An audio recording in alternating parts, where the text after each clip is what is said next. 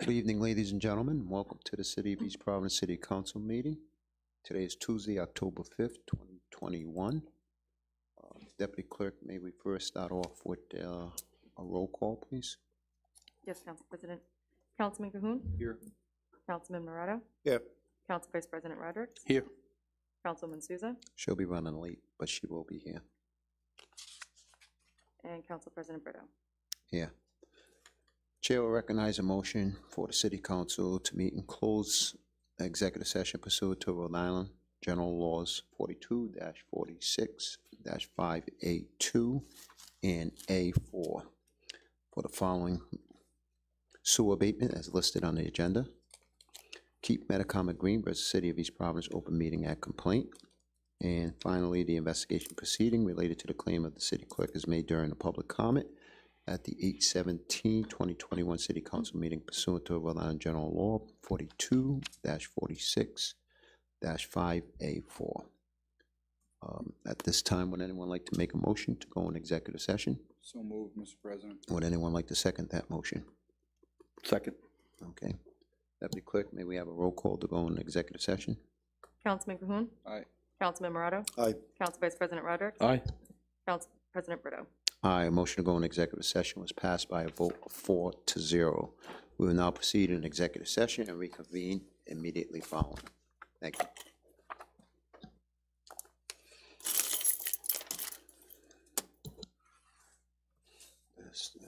This. Keep that up here.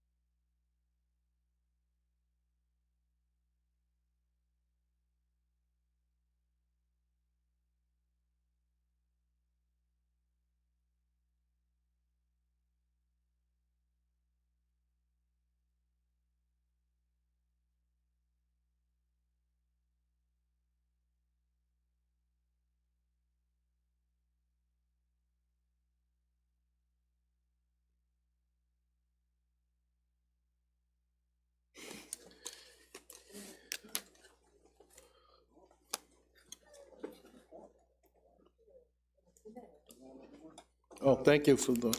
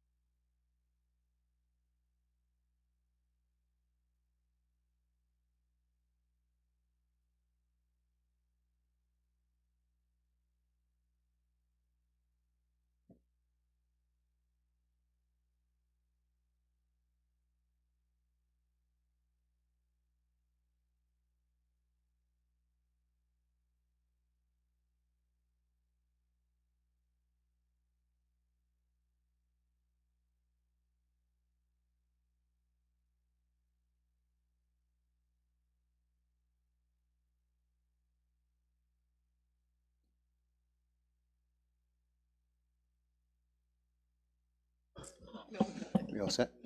All right, that's all right. Good evening, ladies and gentlemen, and welcome to the City of East Providence City Council meeting. Again, today is Tuesday, October 5th, 2021. May we all rise for the Pledge of Allegiance.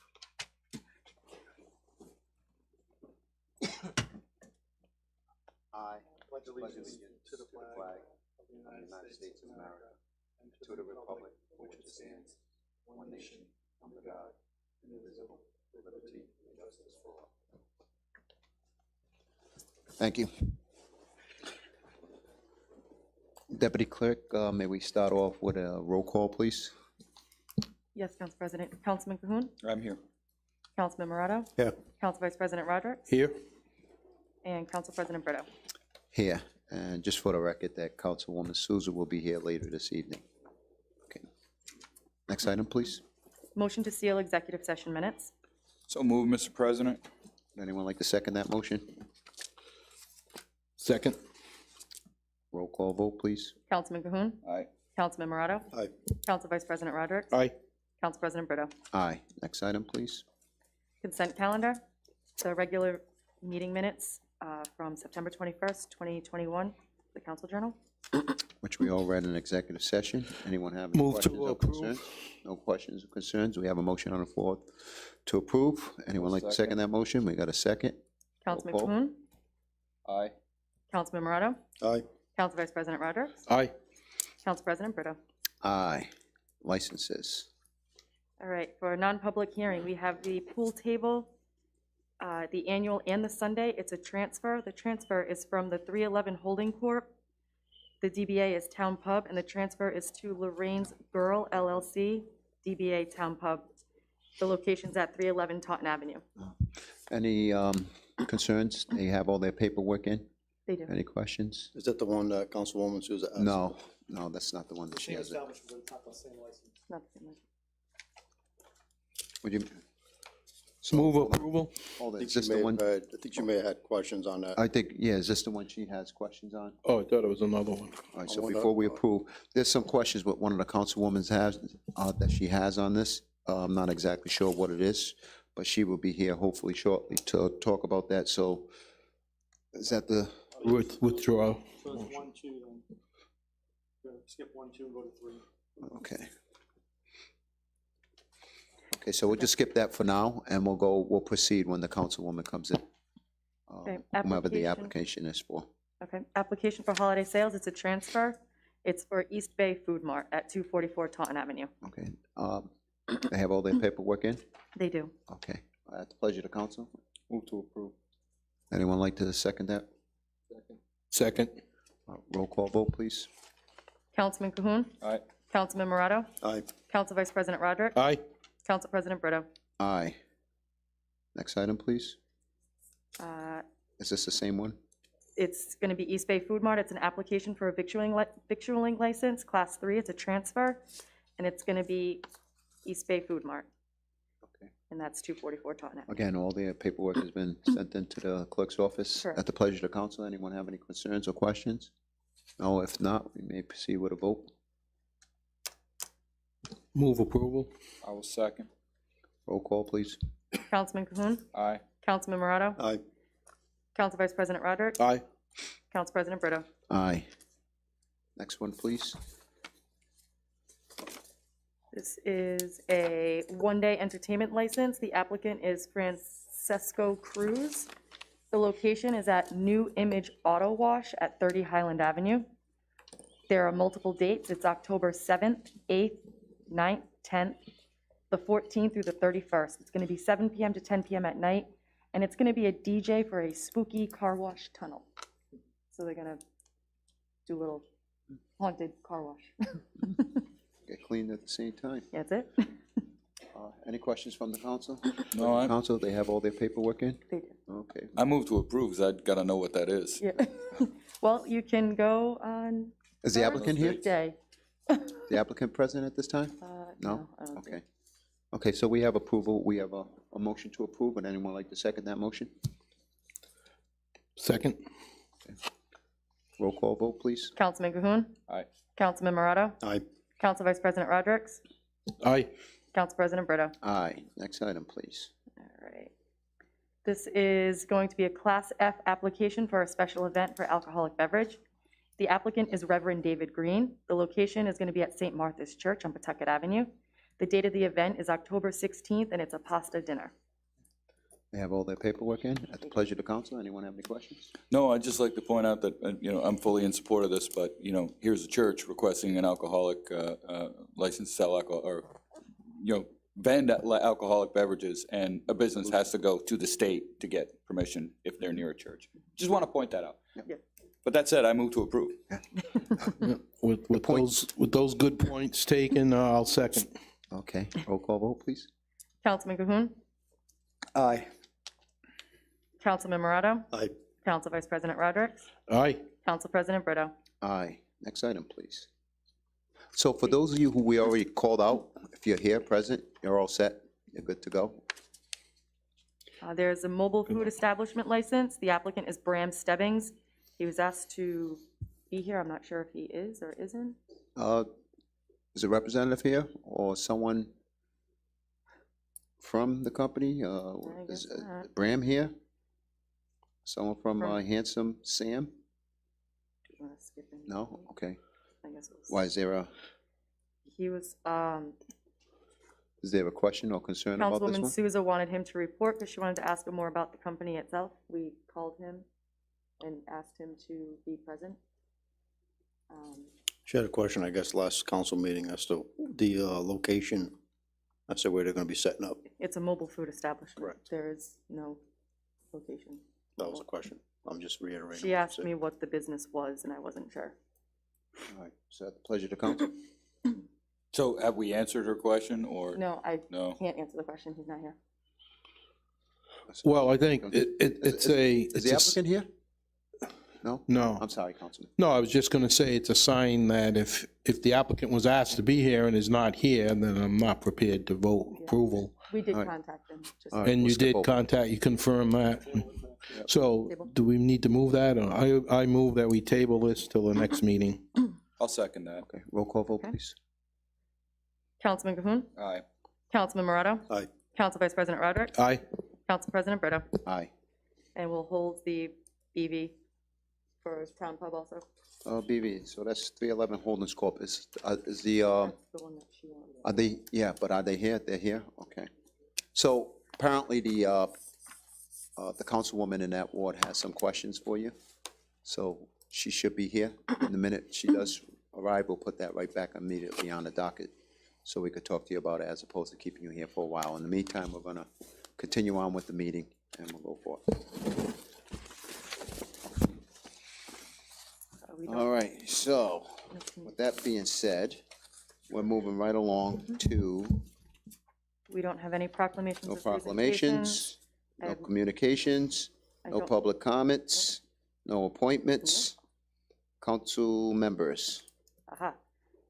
Yes, we have the inquiry regarding city licensing of Sunset Auto Spa on Taunton Avenue in light of the recent alleged animal neglect by Council Vice President Bob Rodrick, and it's a discussion only. Thank you, Madam Deputy Clerk. Mr. President, I think that I will withhold most comments till we get further word from legal department and the police department. I understand that in checking for tonight's meeting, that we do not license. Is that correct? So there's not a license to revoke, but I'm concerned that we have a business that has had 3 arrests on the premises dating back a couple of years, mostly involving some animal cruelty. And it is a business that has nothing to do with animals. I know I talked with Councilwoman Souza, and she had some similar concerns, but I guess the best course of action right now is to let it take its course, in that police department and others are still looking into this. I believe I emailed some of the details of the 3 arrests dating back to, I think it was May of 2018, involving some illegal animal cruelty acts. So I guess I won't go into any more details at this point, but it troubles me that there are some allegations out there, and I guess it has to take its course legally. So at this point, I have nothing else to add, and I'll keep everyone apprised if this comes back or can come back before the council again. But I think it serves notice that we really need to check when businesses are coming into the city and make sure there are background checks, and I know we do that for the most part, but this is just illustrative of why we need to continue doing that. Thank you, Mr. President. Thank you. Next item, please. We have public hearings, the ordinances for second passage. An ordinance and amendment of Chapter 18 of the revised ordinances of the City of East Providence, Rhode Island, 1998, as amended, entitled Vehicles and Traffic. The summary of this is changing the 2-way stop at Dover and Howland into a 4-way stop. The sponsor is Councilman Cahoon. Deputy Clerk explained it perfectly, 2-way to a 4-way. Okay. This is a public hearing, so anyone wishing to speak for or against this ordinance, please approach the podium. Again, and I'll say it one more time, this is a public hearing. Anyone wishing to speak for or against this ordinance, please approach the podium. If not, public hearing is now closed. So Any that questions said- from the council? No, sir, I move to approve. Okay. Would anyone like to second that motion? Second. Okay. Deputy Clerk, may we have a roll call on this? Councilman Cahoon. Aye. Councilman Morato. Aye. Council Vice President Rodrick. Aye. Council President Brito. Aye. Next item, please. So we have mayor communications. We have various proclamations. We have Breast Cancer Awareness Month, Domestic Violence Awareness Month, Down Syndrome Awareness Month, Hispanic Heritage Month, and Bully Prevention Awareness Month. Director Gonzalez? Good evening, Council President, members of the council. The mayor is proclaiming the month of October as Domestic Violence Awareness Month. Annually, over 12 million households in America are impacted by domestic violence. The City of East Providence stands with and protects the victims of domestic violence. The city sends a loud and clear message to abusers that domestic violence will not be tolerated in the City of East Providence.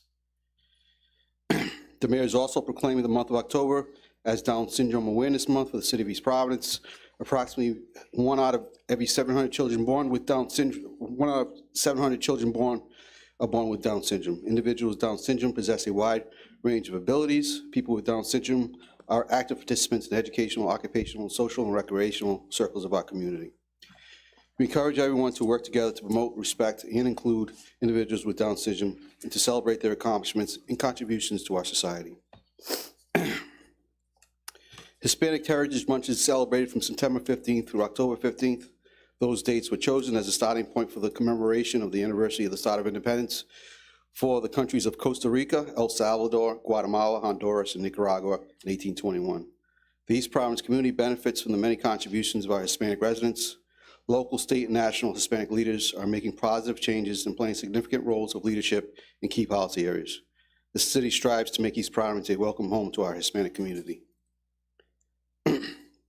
The mayor is also proclaiming October as Bullying Prevention Awareness Month. Each year, 3.2 million American children are victims of bullying. Bullying can be physical, verbal, sexual, or emotional harm, or intimidation intentionally directed at a person or group. The city wishes to increase the awareness of the negative effects of bullying to help prevent bullying among our youth. Lastly, the mayor is proclaiming the month of October to be the Breast Cancer Awareness Month.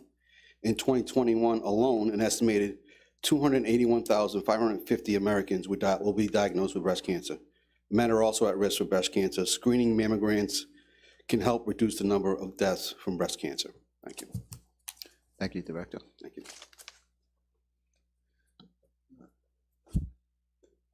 And we can go right through and proceed right through reports about the city officials, reports of school committee liaison. Actually, you could take that one off. Move right on to our resolutions. First resolution is a resolution authorizing the mayor to enter into a license agreement with Symposium Technologies, Inc. for computer-aided dispatch, CAD software, for the fire department. The sponsor is Council President Brito. Okay, so this is a license agreement with Symposium Technologies for computer-aided dispatchers. It's a CAD software. Software system is associated with diagnostic and utility application includes any association documentation, helps and reference materials provided by the Symposium Technology. The agreement is in the amount of $114,500. The city is using $75,000 from the allocated capital fund and will fund the remaining $39,500 with the American Rescue Plan Act money. Does anyone have any questions regarding this software? Any concerns about this software? Would anyone like to make a motion about this software? I'll move to approve. Okay. Would anyone like to second that motion for this software? Second. Okay. Deputy Clerk, may we have a roll call vote on this, please? Yes, Council President. Councilman Cahoon? Aye. Councilman Morato? Aye. Council Vice President Rodrick? Aye. Council President Brito. Aye. Next item, please. The next item is a resolution authorizing the mayor to enter into a contract for the purchase of a Ford Explorer. The sponsor is Council President Brito. It's no different than what it said. The fire department is looking and seeking to purchase a Ford Explorer for the amount of $62,858.14. The city is using the East Providence Fire Department EMA account to complete this purchase. I don't know what else to say other than they need a Ford Explorer at that amount, and it will be purchased out of the EMA account. Any questions, concerns? Is this fire or police? Fire. Fire. Fire. Right. I'd move approval. Okay, would anyone like to second that motion? I'll second. Deputy Clerk, may we have a roll call on that, please? Councilman Cahoon? Aye. Councilman Morato? Aye. Council Vice President Rodrick? Aye. Council President Brito. Aye. Next item, please. Thank you. The next is a resolution authorizing the mayor to enter into a contract with AM Electric LLC for installation of lighting at the Kimberly and Brock Little League Field. The sponsor is Council President Brito. So we're gonna hold off on this and table it to the next meeting. There's been some issues with respect to, I don't know, was it advertising or not? We needed an ordinance, we actually needed an ordinance because it's from the capital fund. So it was advertised, but the ordinance wasn't put on the agenda. Okay, so Just table this to the next meeting. we'll table this for the next meeting. Essentially what this is Kimberly Rock, we want to put up lights there. The Rumford Little League had purchased through fundraisings that they had all the hardware. However, the city is looking to provide the labor with respect to forming concrete, rebar, and electrical work to make the connection. And hopefully we can get some lights in that field that's well overdue. So this will be, Deputy Clerk, can we put this on for the next meeting? Yes, Council President. Thank you. Next resolution, please. Resolution authorizing the mayor to enter into a contract with AM Electric LLC for installation of lighting at the Pierce Field Little League Field. Is that the same deal?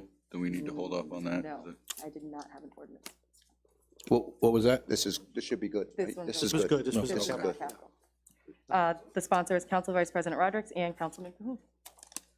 Yeah, so, and it's something that Councilman Rodrick and I have been working on, spend a lot of time in the fields and Specifically, these lights would provide lighting for the Majors Field, which is the, the smaller of the fields for those who aren't familiar.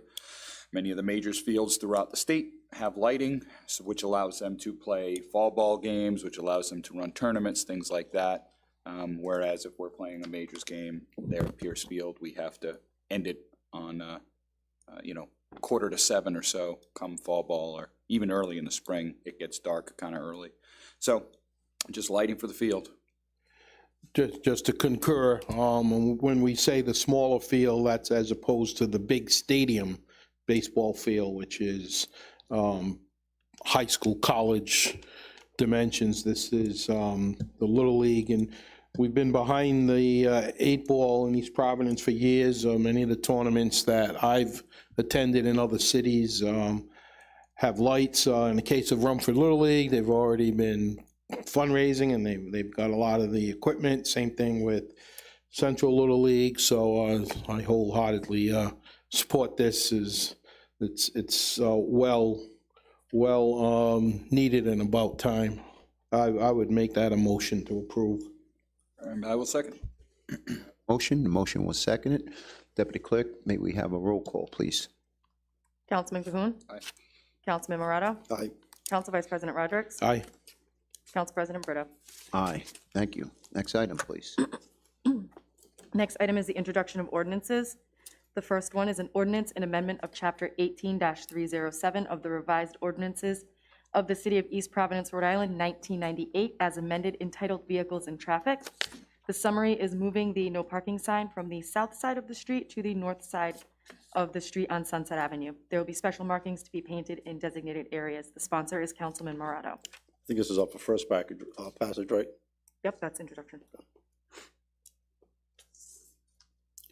I make a motion to approve as read. I'll second. Deputy Clerk, may we have a roll call vote, please? Councilman Cahoon. Aye. Councilman Morato. Aye. Council Vice President Rodrick. Aye. Council President Brito. Aye. Next item, please. The next is an ordinance of the Council of the City of East Providence ordering the assessment and collection of property tax on the rateable real estate, tangible personal property, and an excise tax on registered motor vehicles and trailers.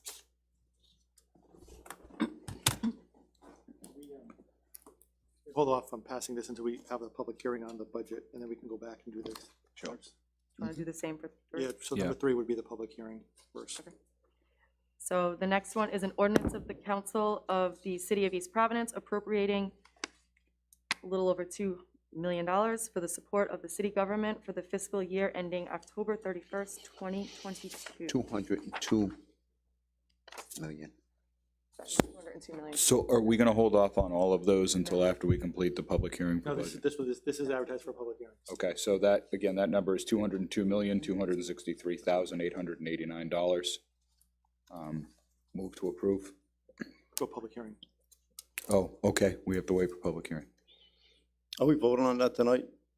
Are we voting on this budget tonight? It's up to the council. We can. You can, after the public hearing is closed. There's only one public hearing or two? One. But if we opt to increase any items through way of discussion tonight, we have to have a second public hearing. It needs to be It advertised. needs to be advertised. Okay.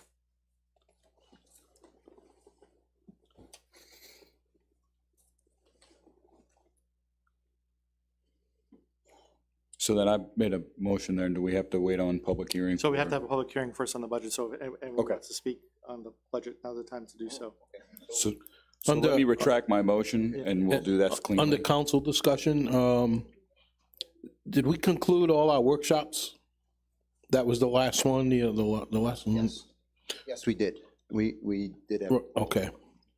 And the capital accounts items, that's separate from the budget. Separate. We can do that any time of the year. Well, the amount is part of this budget. The capital is part of the 202 million total budget. And it's set by charter, correct? Correct. So we wouldn't change that anyway. Correct. We may not spend it all, but, Correct. okay. So, Public no, I comment? thought, Councilman, did you retract your statement? or I did motion? retract my motion. Oh, you did? yes. Okay, so we have a trackman. This is a public hearing for anyone speaking, wishing to speak with respect to the budget. Please approach the podium. Again, it is a public hearing, so we're wishing that anybody who has any questions, concerns, issues, or otherwise, please approach the podium one after the other. We just did the workshop. Ms. Rossi? The green button. Now it's on. Yes. Okay. I'd also like to mention that it's Italian American Heritage Month. Apparently we missed that one, so yay. I thank you for giving me an opportunity to speak on the budget. Can anybody tell me which of the capital projects that are currently in the budget have been completed? Like, is there a list? Because every year, We we usually, vote. Malcolm, you have that list of completed projects, completed capital improvement projects? And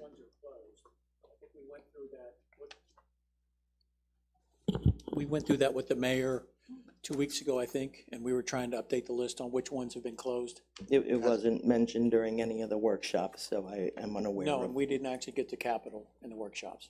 Okay, but we're gonna vote for it today without hearing about it? They, If I asked a similar question, I guess the total amount is set by percentage regulated through the charter. We have not yet, we decided that, all of the capital projects, we're going to do at a separate meeting dedicated just for capital projects. So we voted on none of them yet. We haven't discussed them yet because we were going through the budget page by page. So at that point, I would certainly hope and assume that we'll have that list of all the completed ones, the ones that are started and maybe not completed, the new ones, and we can add, subtract from that list. So the entire discussion about the capital budgeted items is going to be a dedicated night just for that. But we're still We're going still to voting on the approve. total amount, because if we don't, am I correct, if we have to tonight to have that in the budget, or we don't have to? So, okay, we don't, You don't have, excuse me, you don't have to vote on the budget tonight if you don't want to. but can we vote on the budget without the capital No, number? it's all one. So it's all one for, And the only difference is, is that if it's the capital amount, whatever that amount is, it's approved, say it's $100 million, and you need to allocate for $10 million for Project X, we would have to re-advertise by ordinance, like we're doing for those streetlights, through the lights at the field. We would advertise again when that came up for approval. In other words, I guess I'm not so making sense. we can vote for the approval of the capital without approving the project in itself. Exactly, yeah, that's a better way of saying it, correct. And then when you So we're vote, voting for the amount and not the actual correct. projects. And if then as you So- go along in the year, And we can scale, yeah. you can decide which ones you're gonna fund. Chrissy, to answer your question, But it takes another advertisement for that. to answer your question, Christie, there's actually, Ms. Rossi, there's actually $6,005,440,000 from the old budget that's still unencumbered, unused capital improvement money. And we're gonna add another 2 million to it with this budget. Well, we don't know what that 6 million is, how many projects that is. That could be 3 projects. We don't know. I don't know at least what those projects are. That could be 3 projects, and all, if there was 15 projects that haven't been touched since last year, 12 of them could be completed, and we can have 2 remaining. That's what that amount. So I don't know the exact how many projects. You're looking for the project specific, what projects have we started, or more importantly, that are open to date, that Yeah, haven't been completed. Yep. I don't have that information. okay, but it's And in I the- know last year, we did get that. We did get that last year. So will we have that also? You will have it, or you do have it? I don't have it handy. Okay, All they did is they said is, we've appropriated X amount of dollars, potentially. We're just saying, hey, it's there. The council said, okay, we've agreed to spend X amount of dollars. And then for those specific projects, even though they're all listed, they haven't been sort of like authorized but not issued. So you got to come back to the council for a final vote on those. And those funds can't be used for any other purpose. Correct, those have to be used for capital. So no one can play games and move some of those funds to supplant something in the budget. Correct. It's strictly, Per the charter, once it's in that fund, it's got to stay in that fund and to be used only for pay-as-you-go capital. so it's kind of a logistical thing that if we don't approve it tonight, we can't use it. Or we can't do the budget without it. It's one document. So to go through this, right, nor does any appropriation ultimately result in that work getting done. Any contract, any agreement that's required to be done or needs to be put in place for work to be done in excess of $50,000 needs to come before the council for approval. So we could appropriate a whole bunch of different efforts, which are basically in concept at this point, and not approve them down the road if we don't like the agreement or if we don't like the work. Neither does an approval of a capital appropriation have anything to do with the tax levy or the tax rate or anything like that. It's in the capital fund. It's making it available for certain projects that may or may not materialize. And to your point, Mrs. Rossi, several of those have not materialized over the years. Okay. So we'll be up to 8 million in our capital budget. Am I understanding that properly? I'm not sure what number you're referring to, but if you're referring to numbers that we've approved but have not been done, there is a large number that has been appropriated but not been performed. So Malcolm, you said 6 million? I just want to make sure I understand it properly, that's all. All right, there are approximately, say, $20 million ballpark in the capital fund, of which, say, 2/3 have been appropriate over the previous number of years. The largest one was $10 million for roads, and there's still a couple of million left in that. Which leaves a balance, which I think the councilman correctly said, left a balance. So we've got, say, 20 million, you've got 13.5 already with POs out there that they've approved. You've got 6 million that's just sitting in sort of like fund balance, waiting for the council to make a decision. And so they're going to appropriate a couple of $1 million tentatively for this budget. Bringing us to approximately 8 million in capital? No, because we have 6 million that's available. So if you use 2, then you'd have 4. So that 2, we've got $12 million worth of projects currently going. So if you appropriated 2 more, we get a 14 million. Okay. All right, thanks. But a good example would be the item that we just voted on, which was the lights, right? We put the appropriation for that last year's budget. I think it was $1 million appropriation for improvements at the parks. Those lights will come out of that, but we just approved the contract just tonight. Okay, thank you. With regard to the $28 million in Corona money that's coming, who is technically in charge of spending that? COVID money. COVID money? COVID-19, coronavirus, COVID-19. We're getting $28 million from the federal government. No, we're not? We are. We are, okay. Who's in charge of spending that? Because the budget is full of plugs using Corona money. So I'm just wondering who has the authority to appropriate? So we have the authority to appropriate. There Okay. are several line items that have been identified for ARPA money, one of which would be positions that have not been filled as a result of COVID. Mhm. Those positions were not, those are legitimate and can be filled now using ARPA funds, and those have been identified for several line items in the budget. I think we talked about the couple of the laborers' positions at DPW. Other than that, we have made specific actions with regard to things that we just talked about, the CAD system, right, at the fire department, which would be funded $75,000 by way of capital, and then 39,000 or whatever the balance was by way of ARPA funds. So there is no vote, no procedure that I am aware of that says the $28 million is going to be used for X, Y, and Z. I certainly have my ideas for what I think it should be used for. I've communicated those to the mayor. We've heard ideas like, you know, it can be used theoretically to do some kind of sewer infrastructure work, or it could be used over here to do this. I think by and large, the intent of that is to support small businesses, to help people come back from COVID. You know, so I am definitely looking for a plan for that money. But other than the items that we're approving in this budget, none of that money is being identified for specific budgeted items. Okay.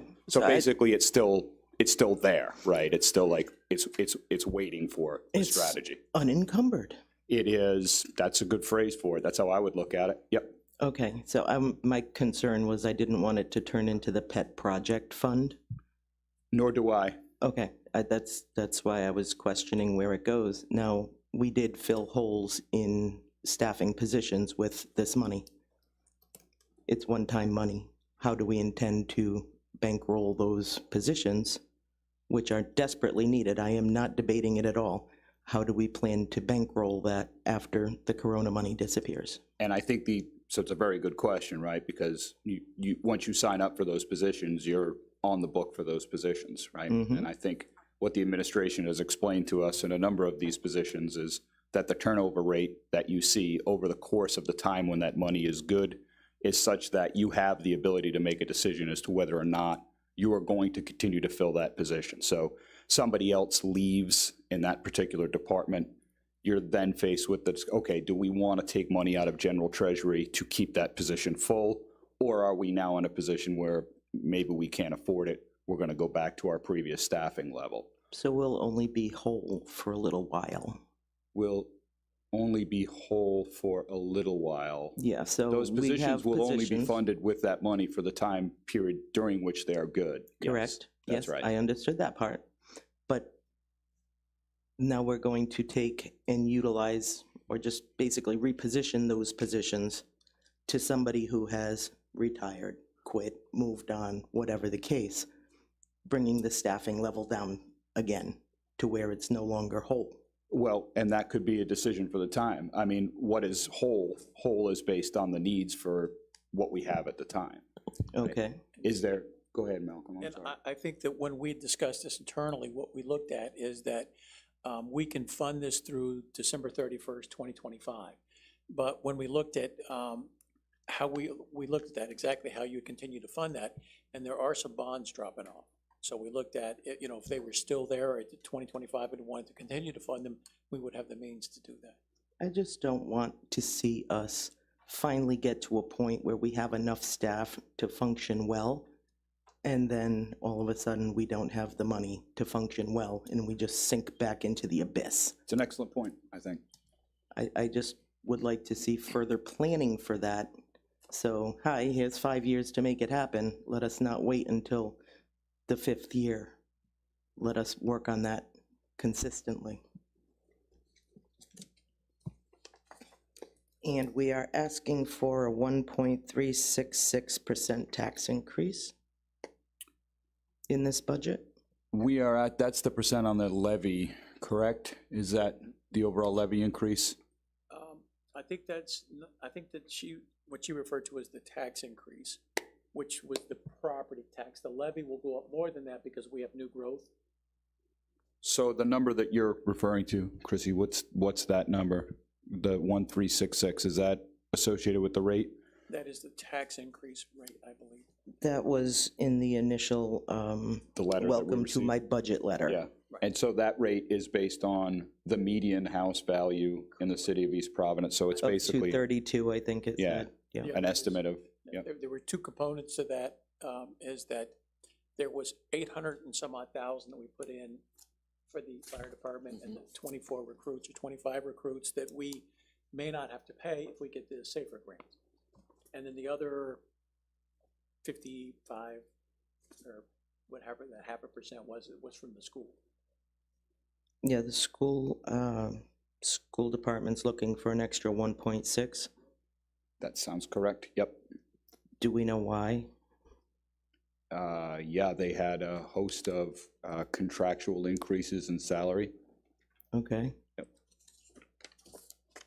We approved most of those contracts. I think we've approved 3 out of the 4 contracts, with the maintenance contract still outstanding. The teachers' assistants and the administrative assistants have all been approved and ratified by the council. okay. With all of the money that we have coming in, the 28 million, et cetera, is there a chance we could not get a tax increase this year as the city moves into this new $28 million windfall? Can any of that be used to defray? And I'm only thinking for the people who are now suffering. Maybe they had to leave their job because they didn't want to get the shot. Maybe Corona, took a few of their family members and they can't function.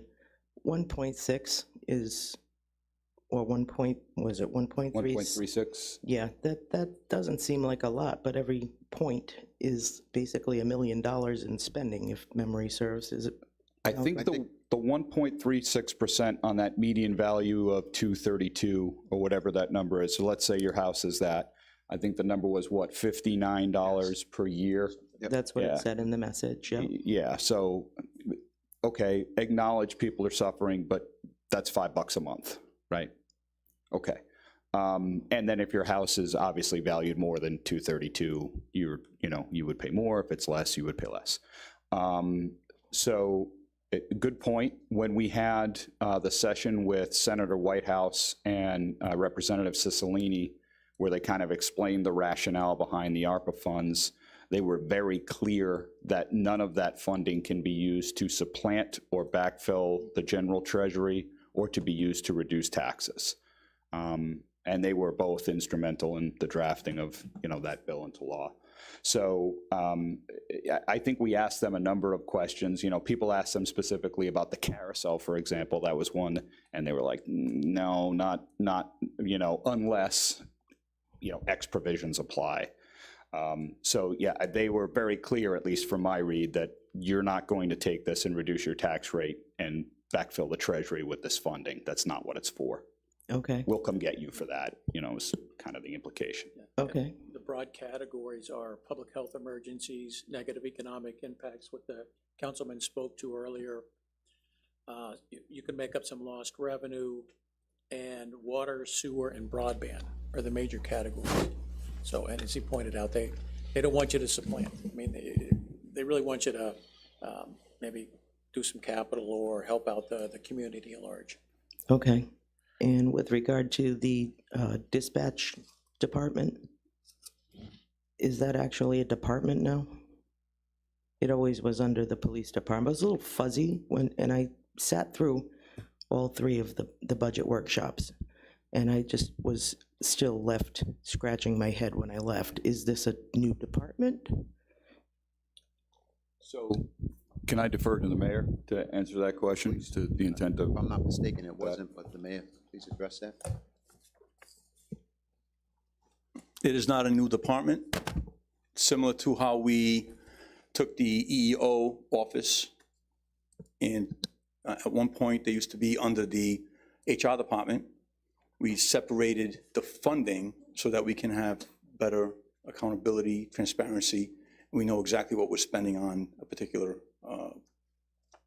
service. So public safety communications dispatches, they dispatch for both police and fire, and it had historically always been under the police budget. We thought it makes sense to just have a different line item. You're not creating a department, a different line item in the budget that would show public safety communications, what the cost is associated with running that operation. So in the past, Mayor, that money was always inclusive to the police department's budget. Yes. Was it ever at any point in time within the police department's budget distinguished? It was within the police department budget, and some of the items were on the fire side.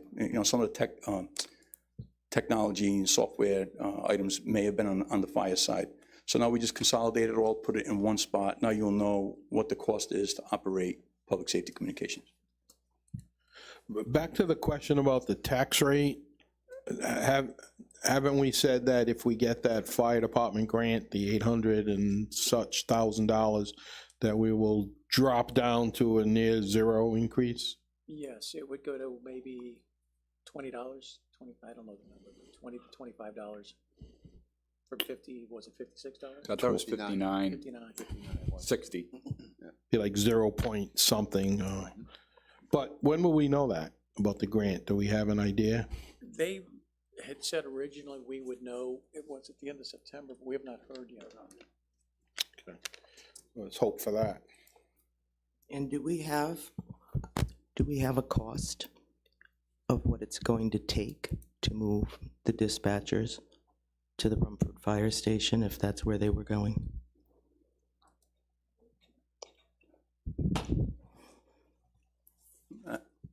As I stated before, that scenario has nothing to do with this budget. It's not budgeted in this budget.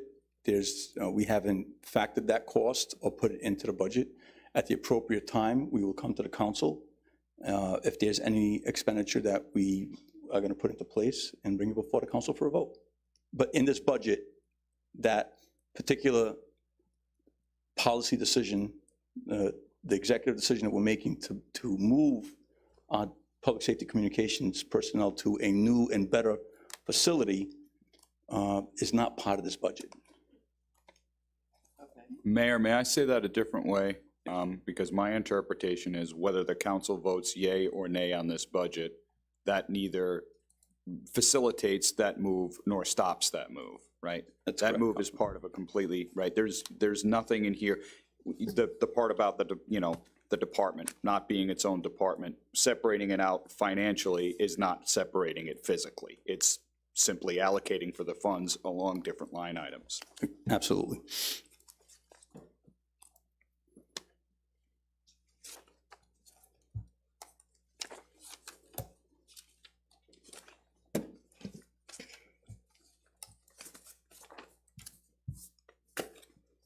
All right, so I don't have privy to all of the line items.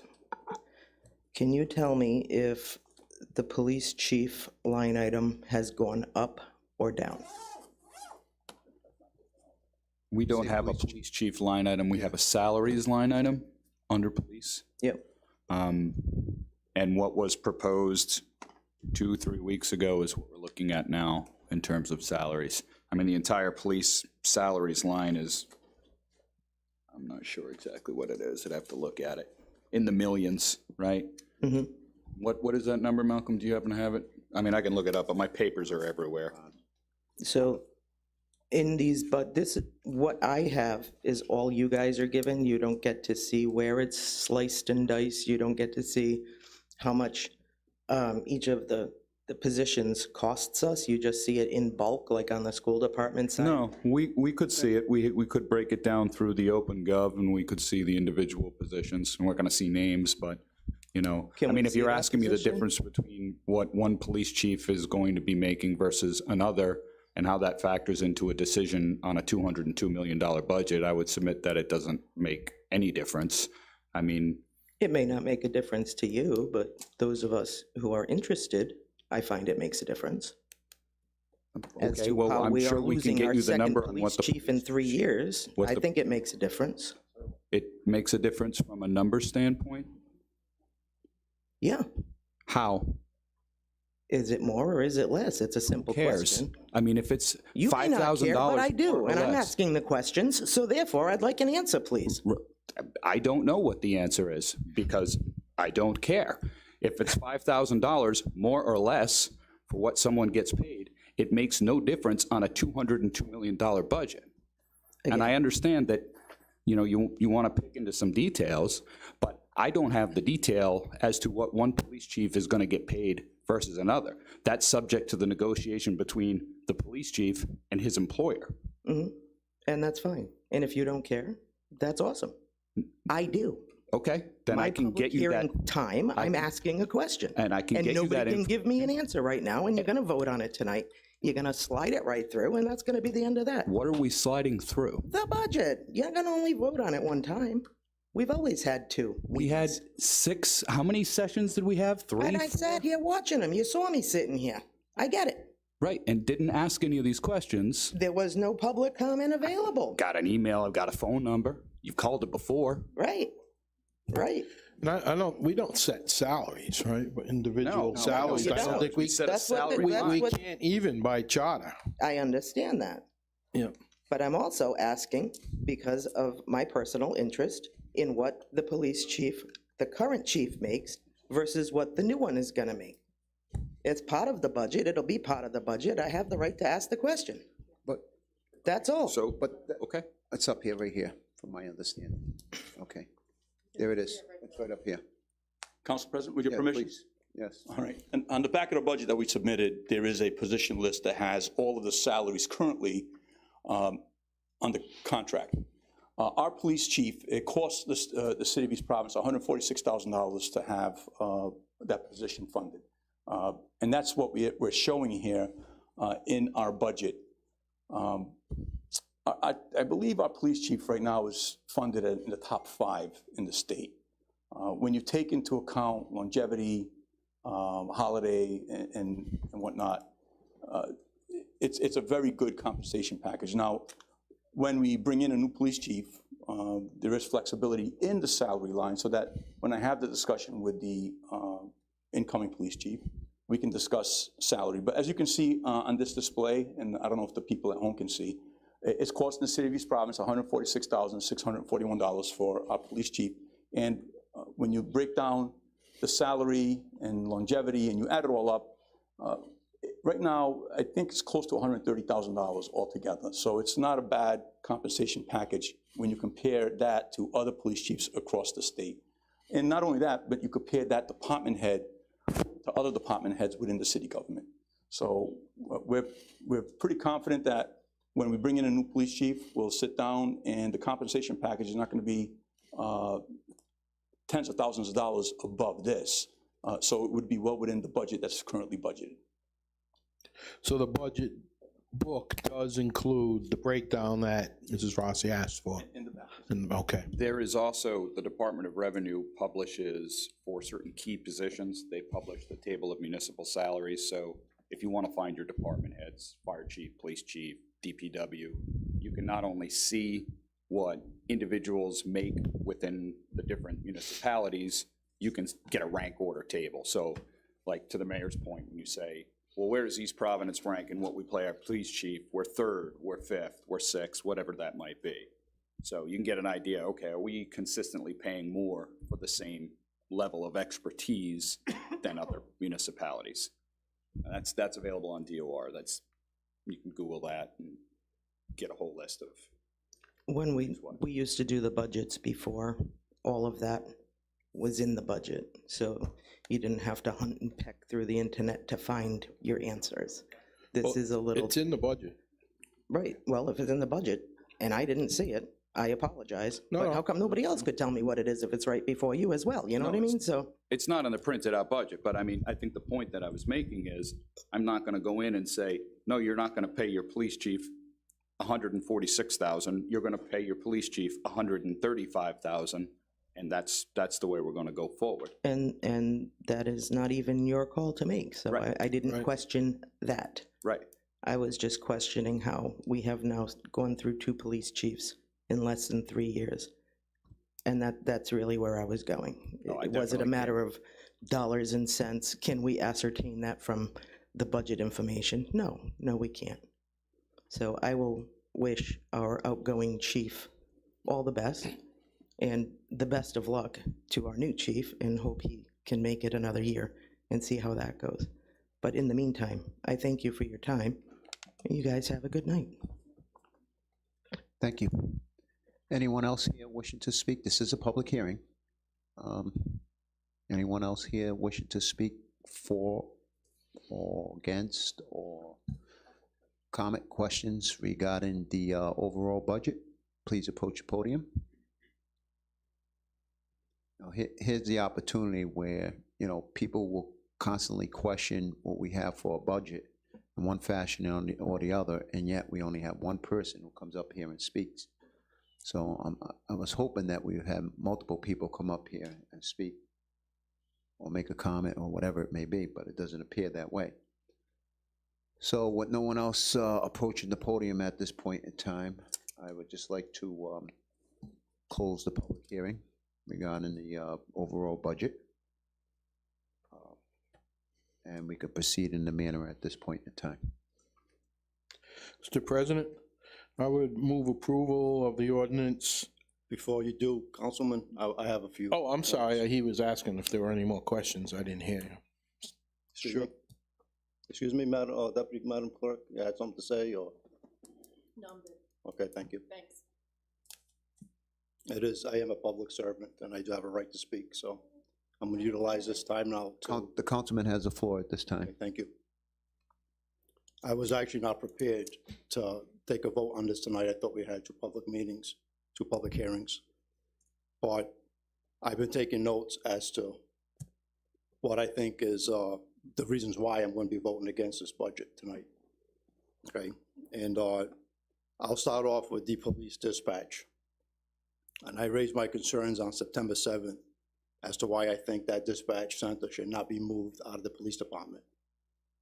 As you know, the police department is one of the highest liability by nature functioning division of our city government.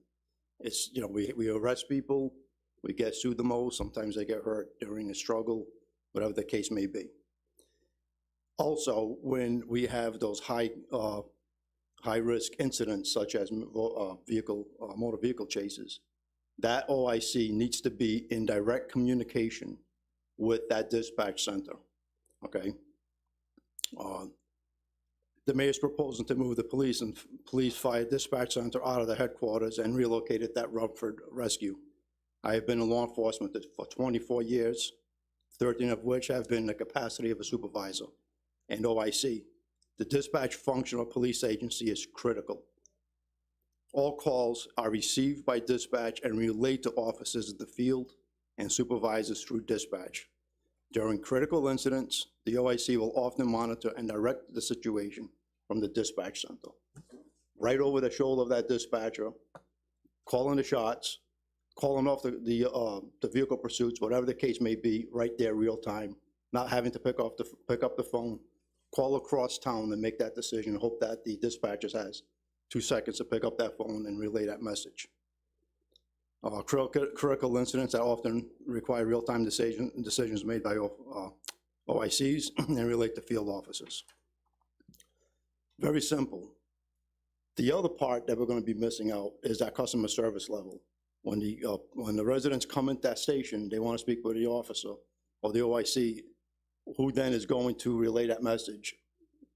As far as I know, clerks and dispatchers are the ones that attend that window and answer those questions and direct that person to the proper, supervisor or officer to take a report. But I asked simple questions on the 7th before I made this decision. One, has there been a feasibility study done on this move? What stage of planning is this concept in? Is it theory or just is it in the implementation stage? How much will it cost the taxpayers? Is there any cost savings? Will customer service diminish or decrease? So are we going to have to add additional staff? Are we going to do we need additional supervisors to fulfill each shift? And then do we need an overlay of supervisors to fill in for those that are, on their days off? Which means it's going to be more than 3. So you're talking about 4, 5, or 6, okay? So the council is asked to vote on a proposed budget. However, this administration will not provide answers to questions that will help this councilman, meaning me, make a sound decision on behalf of our residents.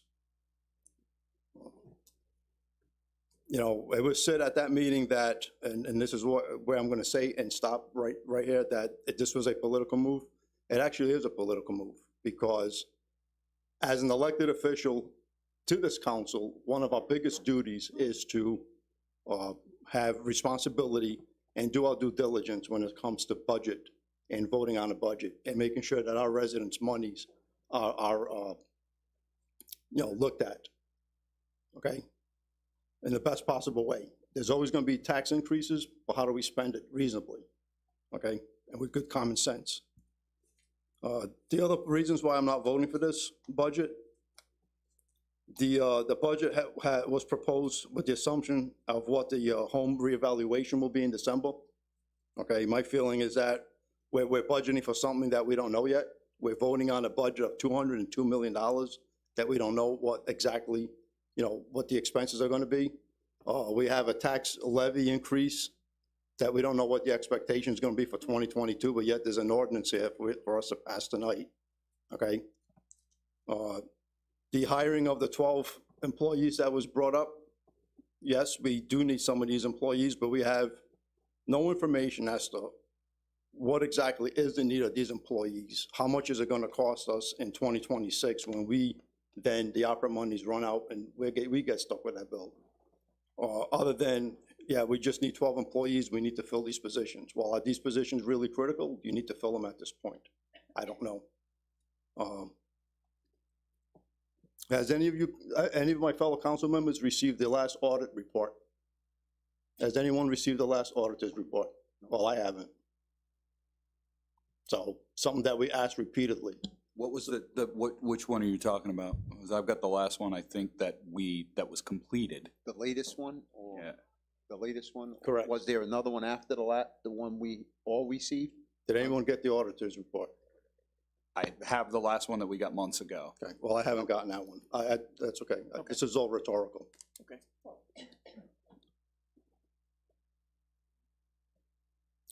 In the Mayor's budget statement, the Mayor states that the overall increase will further reduce to zero should the city receive additional federal grants, and we talked about that tonight.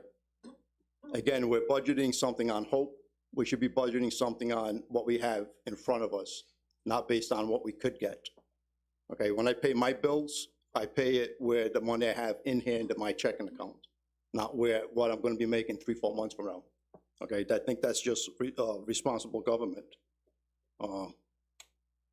So, and I have a whole bunch of other reasons, but I'm gonna leave it at that, and I will not be voting on this budget tonight in favor of it.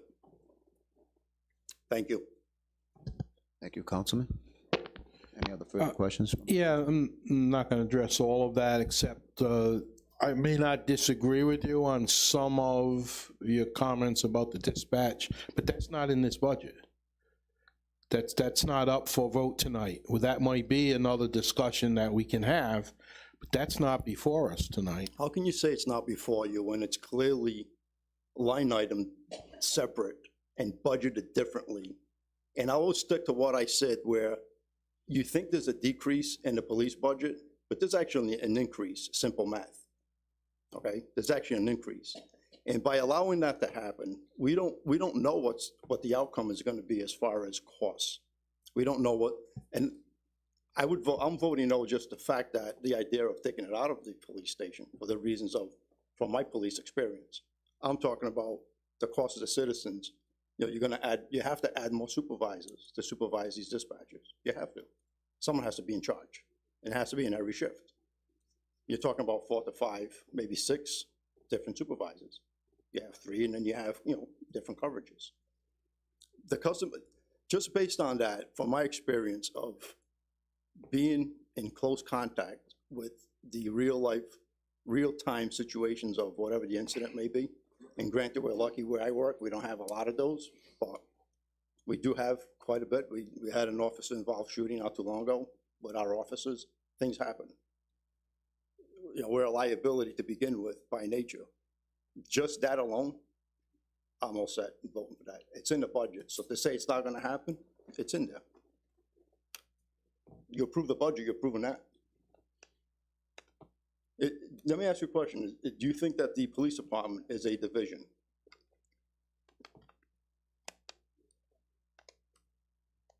You asking me? Correct. It's a department in the city. I don't Considered a know. division, fire department a division? I'm playing semantics now, division, department, I don't know, it's probably both. It's a department of the city, fire department, East Providence Police Department.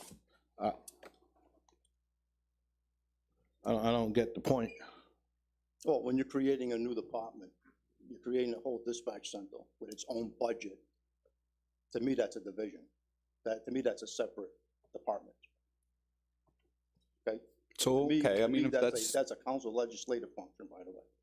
if that's your reason for voting against it, I mean, so be it. Everybody's got their reasons for or against, right? I mean, Those are my reasons. last year you proposed the improvements around Willett Pond, and then you voted against that budget. Correct, that was So, last year's budget.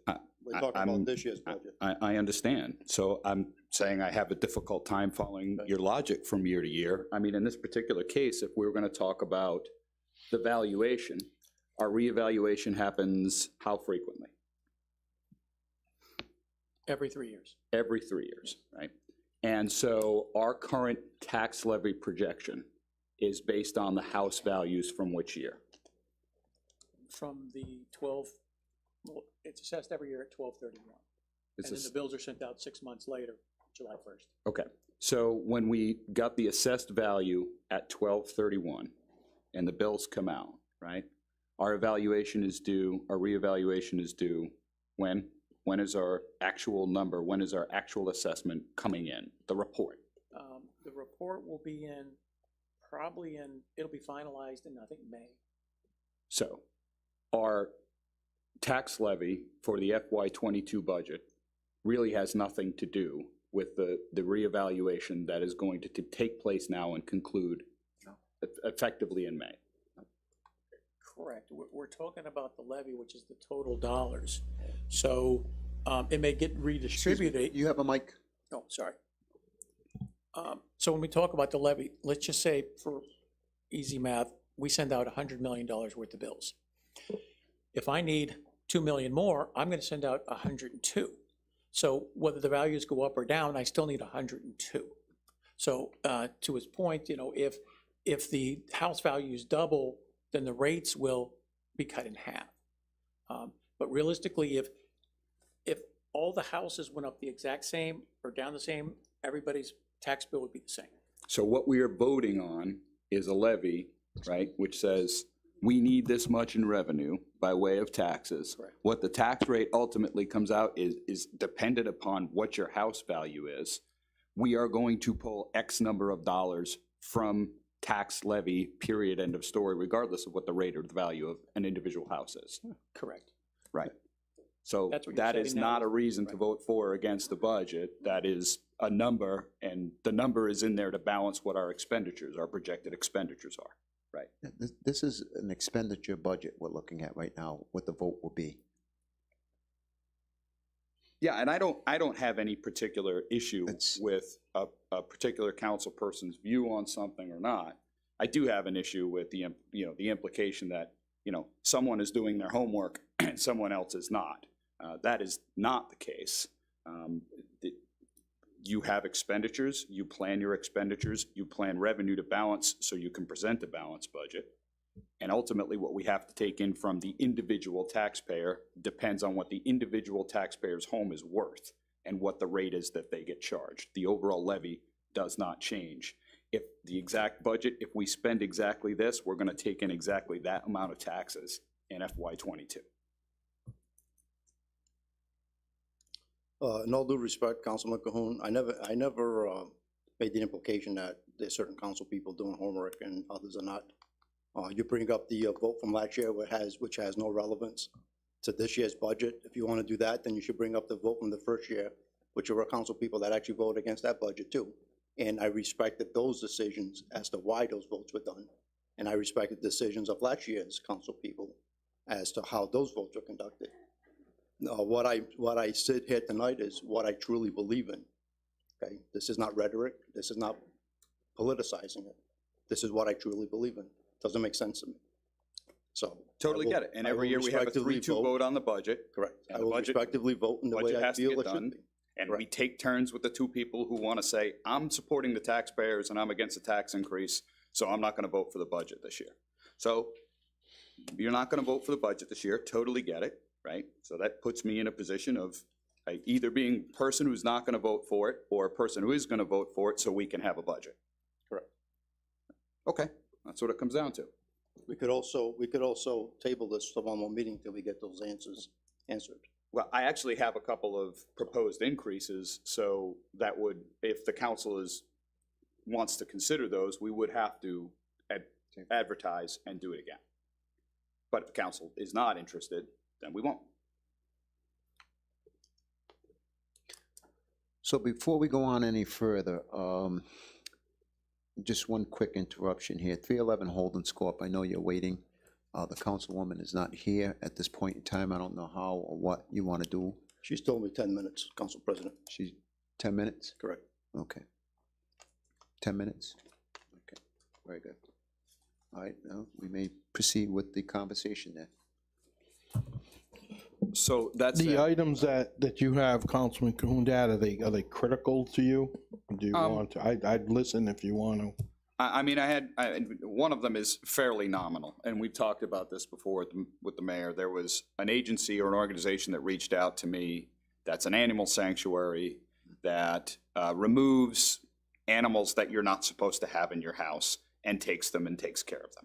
There was a sheep who was taken from an East Providence house a number of years ago. I think it was 14 or 15. They've been paying for the care and feeding of the sheep ever since. They say that some municipalities provide them with the nominal fee of $75 a month per animal that they take in. So I was going to propose that we increase the animal shelter budget, specifically on the purchase professional services line, by $1,000. Simply to allow for us to be able to fund a sanctuary who's going to take an animal from, somebody. You shouldn't have sheep in your house in East Providence, right? I mean, it's against the ordinance, but crazy things happen, and it's good to know that there are organizations out there that you can turn to so the animal does not have to be destroyed. And I can't agree with you anymore, but I think we should be able to come up with $1,000. There's a way to for make us sure. to come up with $1,000 without touching the budget. Good to go. Okay. Hmm? Yeah. I would hope that we can. Was there another? Yeah, you know what, there's another item, but I'm gonna defer it because I No. don't think it's all that important, and I'd prefer to move on and get this done. Well, this would be the time, Councilman, so speak up. I'm okay. Okay. Plus, we have the capital expense items that we can deal with separate to this. We can do those at any time of the year. It doesn't have to be budget time.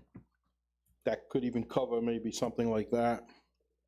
But that total cost will be inclusive to this, It would have to come under this yeah, total what is cost. allocated, Right. something entirely different, yes. So the amount is, the increase would be, well, not increase, it would be 2.7 million if I'm not mistaken. I don't have any more questions. We have a sound budget. We have a community in which the public is supportive of and appreciative of police, fire, schools. We're getting streets done. Is this the most perfect city in the United States of America? I don't think so. But we're getting a lot done in this budget with a very minimal tax increase, which might be close to zero if we get a hope for fire department grant.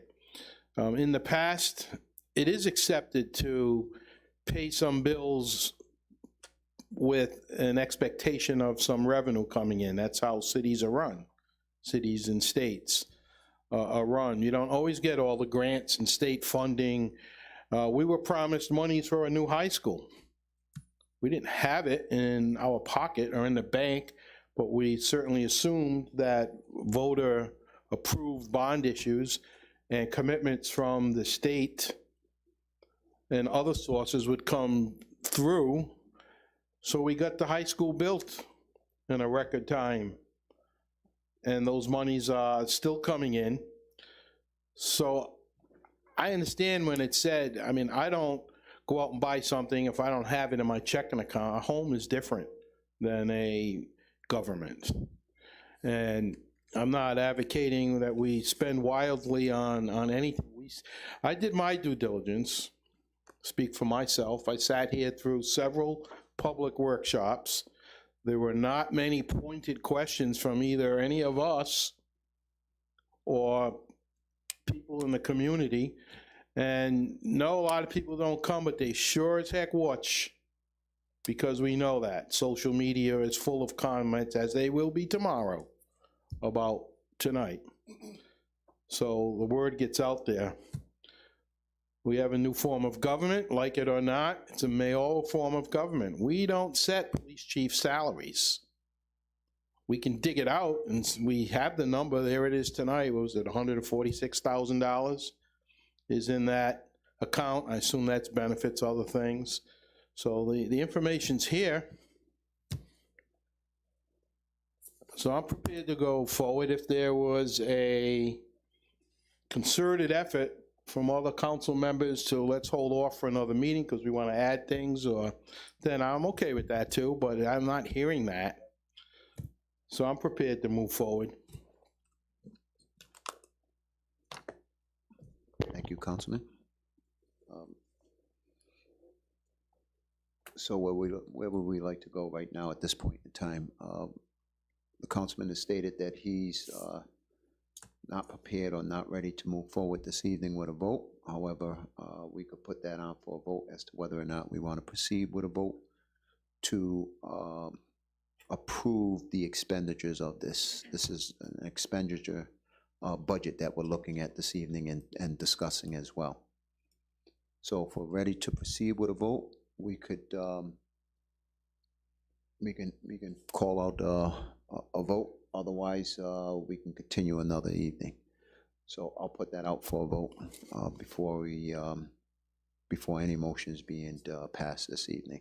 So the mechanism on which we vote on the budget is to go through each one of those ordinances, correct? And pass or don't pass those. So the budget is one passage. The other, the TANs and the levy is two passages, so we have to do one passage on the budget, Because those are ordinances. and the other ones are ordinances that have to be passed twice. The exception being the budget is an ordinance, but the charter makes it one passage,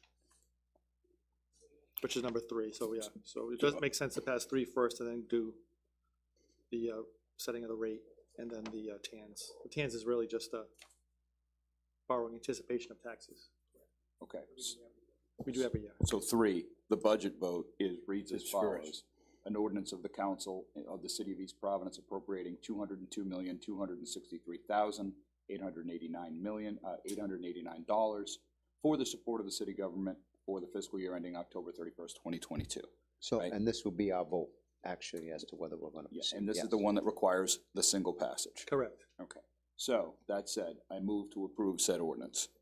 Okay, so we have a motion on the floor. At this point, behind by Councilman Cahoon is item number 3 on page 7, the ordinance of the City Council of East Providence appropriating $202,263,889 for the support of the city government for fiscal year ending October 31st, 2022. Would anyone like to second that motion? Second. Okay. Deputy Clerk, Discussion. discussion? Well, I thought that was all part of the discussion. You could, but you can have it again. We have a new Okay. council member just sat. Okay, so there's a discussion on the floor at this point in time, considering that the councilwoman just came in. Councilwoman, as you probably just heard, that there's a motion to approve on page number 7, introduction of ordinances, number 3, which is on the bottom part of the page.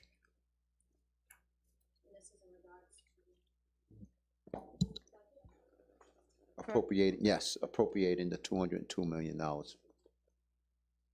my packet isn't numbered. Were there any changes made today to any of is the budget presented as is? As is. So the council had no concerns about a new department, no, We had that discussion, yes. and there was no movement on that? No, it's an administrative move. Is that the legal department's position, that that's an administrative decision? Well, I think again, the testimony was that the movement of the dispatching from under the police department to its own line item is a accounting move. It does not create a new department. It is just, he took out the funding from one place and he just showed it where the funding is. It has no effect on the budget whatsoever. So it's not in effect creating any new department. It's in effect just taking the budget, something that was already budgeted, and put it somewhere else. So you could see how much dispatch costs to the city. There's been no, this budget does not create a new department. This budget shows you what the cost of dispatch is, and he broke it out. You're actually physically moving people from one building to another. It's not as simple as what you're saying. Well, I know, but that doesn't make it a department. If he were to move You're moving a whole division out of a department and creating their own, called a communication center for the city of East Providence. That to me is a brand new division, with its own budget, its own everything. all I can tell you is what the mayor has just said. Again, this is an accounting mechanism to show the council how much dispatching costs the city. If that was the case, then you break down the police budget and create subsection line items, if we want a clarification on that. We're moving people out of one building and putting them in another building. That's a new division. In this budget that was provided, this public safety communication has its own, it's 760. So It's a line item. is 750 the fire department a line item? Or is that a department? What's the number? Maybe the mayor would like to address this again. I know you addressed it once, but the question's really for the mayor, not for the legal department.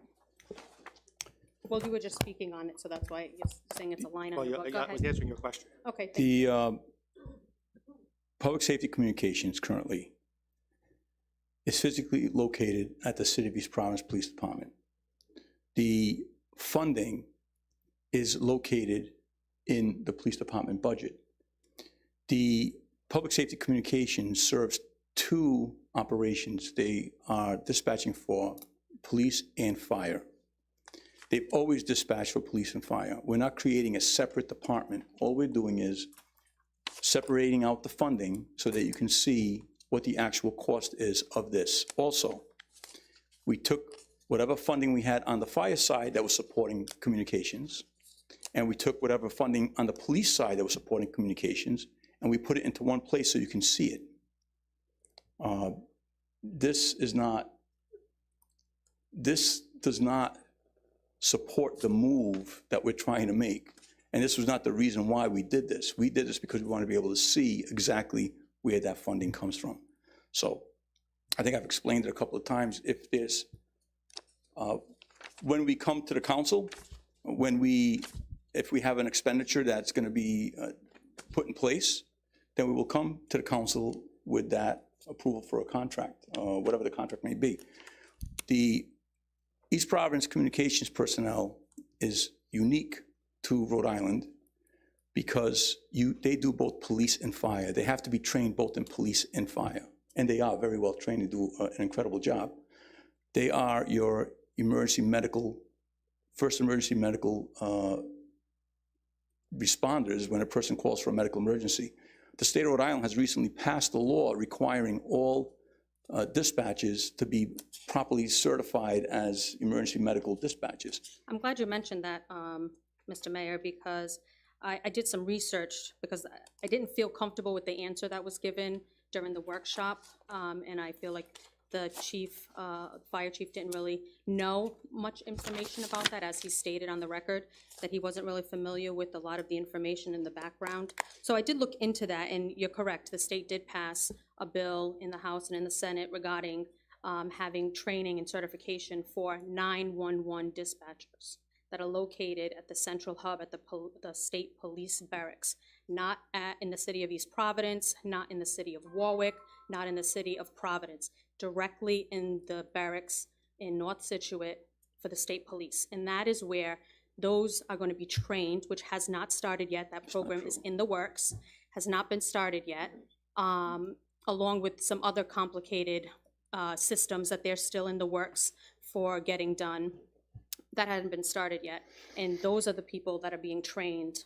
The city will be notified of who needs to be dispatched to the address, but they're the people who are going to be giving that information of that emergency medical response at the time of the call. That's not the information that's been shared with me. I will call on Battalion Chief Mike Carey to further expand upon that, which still has nothing to do with what we're doing in the budget here, but we can expand upon that. Well, that was my question when we said that there was overtime allotted for 175,000 that I questioned, and that was to give EMD training to the dispatchers.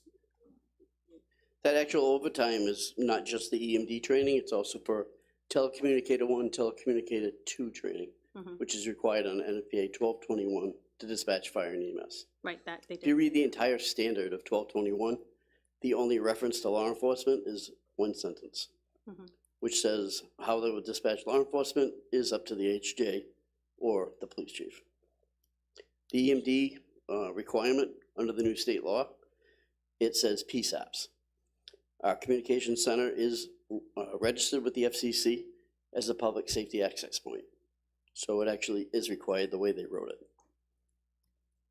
That is, And if the history of EMD training, I'll let John talk. So I think the interesting part about what you said, Councilwoman, is the fact that to have a true system of EMD, and I testified extensively for the American Heart Association for that bill, 911 are call takers. So all they do is they take the call, they route it to our PSAP. In a true system of emergency medical dispatch, that is where pre-arrival direction is given. That is where the dispatcher is trained and has a verified protocol that's followed through medical direction in order to change the priority of a call to make sure that a more acute issue gets the attention that it needs. So right now, if you call and you're having a stroke and somebody called right before you with a cut finger, the dispatcher does not have the qualifications or the protocols and policies to change that running schedule. So the person with the cut finger would get the EMS asset before the person with the stroke. So the whole purpose of EMD is to make sure that the most critical patients get the most care first, and that the dispatchers have a verified way to change that running schedule, and then also that they can provide pre-arrival direction. Some of the things that pre-arrival direction will focus on is, first and foremost, cardiac arrest, stroke, STEMI, which is a certain type of heart attack, which I know you're familiar with. and I understand all of that. My point is that the information and the people that are receiving that training are the direct access 911 dispatchers. It then gets second-handed to whatever municipality that they're having that emergency in. So those dispatchers are getting trained. But 911 does not have dispatchers. 911 only has call takers. So the only people that dispatch the vehicles are our telecommunicators. So if, regardless of what they say to 911, even if 911 was to stay on the line to provide you with pre-arrival direction, it's our dispatchers that need to have the EMD training so that they dispatch the trucks, because the state 911 center doesn't dispatch any apparatus. So they don't know who is closest. They don't know what the assets are. So they don't have any ability to alter that running schedule. So the EMD has many components. So there's medical direction, there's QA and QI. There's also the ability to change the running schedule, but there's also the part that you're mentioning, which is super important, which is the pre-arrival direction. And that could be done by our dispatchers or also by 911. And the problem with that is when 911 stops to have to get into things like triangulating a cell phone for somebody that might be unresponsive, but they call 911 from their cell phone, they get tied up with that. Not all calls that come in for emergencies go through 911. No, And that's depending why on, public safety access points have to be trained. That's why you have telecommunicator 1 and 2s, and that's why EMD should be put in place. Rhode Island is one of the last 2 states in the country that does not do EMD. We're way behind the curve. Our 911 system is set up completely different than most states. We're literally, calls, when you call 911, you're calling pretty much twice, because you talk to a 911 operator, they take their information, and then the phone call transfers to our PSAP, and our dispatchers are taking the information secondhand, they're writing it down, and they're manually typing into a CAD system that's 40 years old. right, and I believe Tonight they've been earlier, we working. passed symposium as for fire and EMS. That's the first step for us to improve emergency medical response in the city. We'll have direct 911 data, stop that duplication of effort. They've already done beta state- testing with the new system the But the state's state going has to. been working for quite some time on 4 updating years. their program. And I know that there's still, some work that needs to be done to integrate everything. But I think in the long run, that system is probably something that should be looked into by our municipality down the line. I understand the immediate for the fire department now with their system, but it's a regional system. It's not a national, like the one that the state is adopting and has been extensively working on. The state selected a certain software that Correct. they're going to use. Right. And it's taken them 4 years to implement it. Well, The CAD everything- system that they just purchased, which is Tyler, is still in the design stage as far as outside of 911. So they haven't even started to move on communities. And Right. basically, it's going to be mostly law enforcement, because the product we went with, most of the fire departments in Rhode Island go with that, working towards fire and EMS. It's a little more complicated than It is. it's being explained. Right, no, it But is. for us, EMD, emergency medical services is ours. And for us to improve, that is a component of our EMS system. We're never going to improve unless we get into what the national standards are. Right, we literally lose minutes on every call because we can't get the vehicles dispatched in a timely fashion. So in a stroke, for example, as you well know, as a nurse, you lose 1.9 million brain cells, every minute. If it takes 2 minutes for the truck to get dispatched and then another minute for it to get out the door, you've already lost 3 minutes. Then you have a 4-minute response time. We can double the amount of lives we can save in cardiac arrest if the dispatchers can give pre-arrival direction. Identify the fact that somebody's in cardiac arrest, have them stop pushing on the chest till law enforcement arrives or the fire or EMS arrives. This is definitely going to save more lives. Captain, can I just interject for a second? Absolutely. Although what you're saying is 100% correct. And for the record, the town of Bristol dispatches police and fire, right? We have that, we have a system that, and that's why I voted for that symposium software without even a question, because I understand the importance of it. My community, the community I work for has that built in, but that doesn't, and the dispatchers use it, right? But that doesn't take away from my position as far as it's not gonna, the customer service will still improve with having it placed in the police department. It's not as if the argument is it's gonna work better if it's out of the police department, because the software is still gonna be there. It's gonna be updated in that dispatch center the same way. So the argument here isn't that it's gonna be better, it's gonna be, the fire's gonna be responding quicker. That's not the point. That's not the argument. As to, is it gonna be better for moving that out of dispatch? I think out of the police answer to your department? question, sir, is the fact that the person who calls 911, who is the customer at that time, their service is going to increase greatly.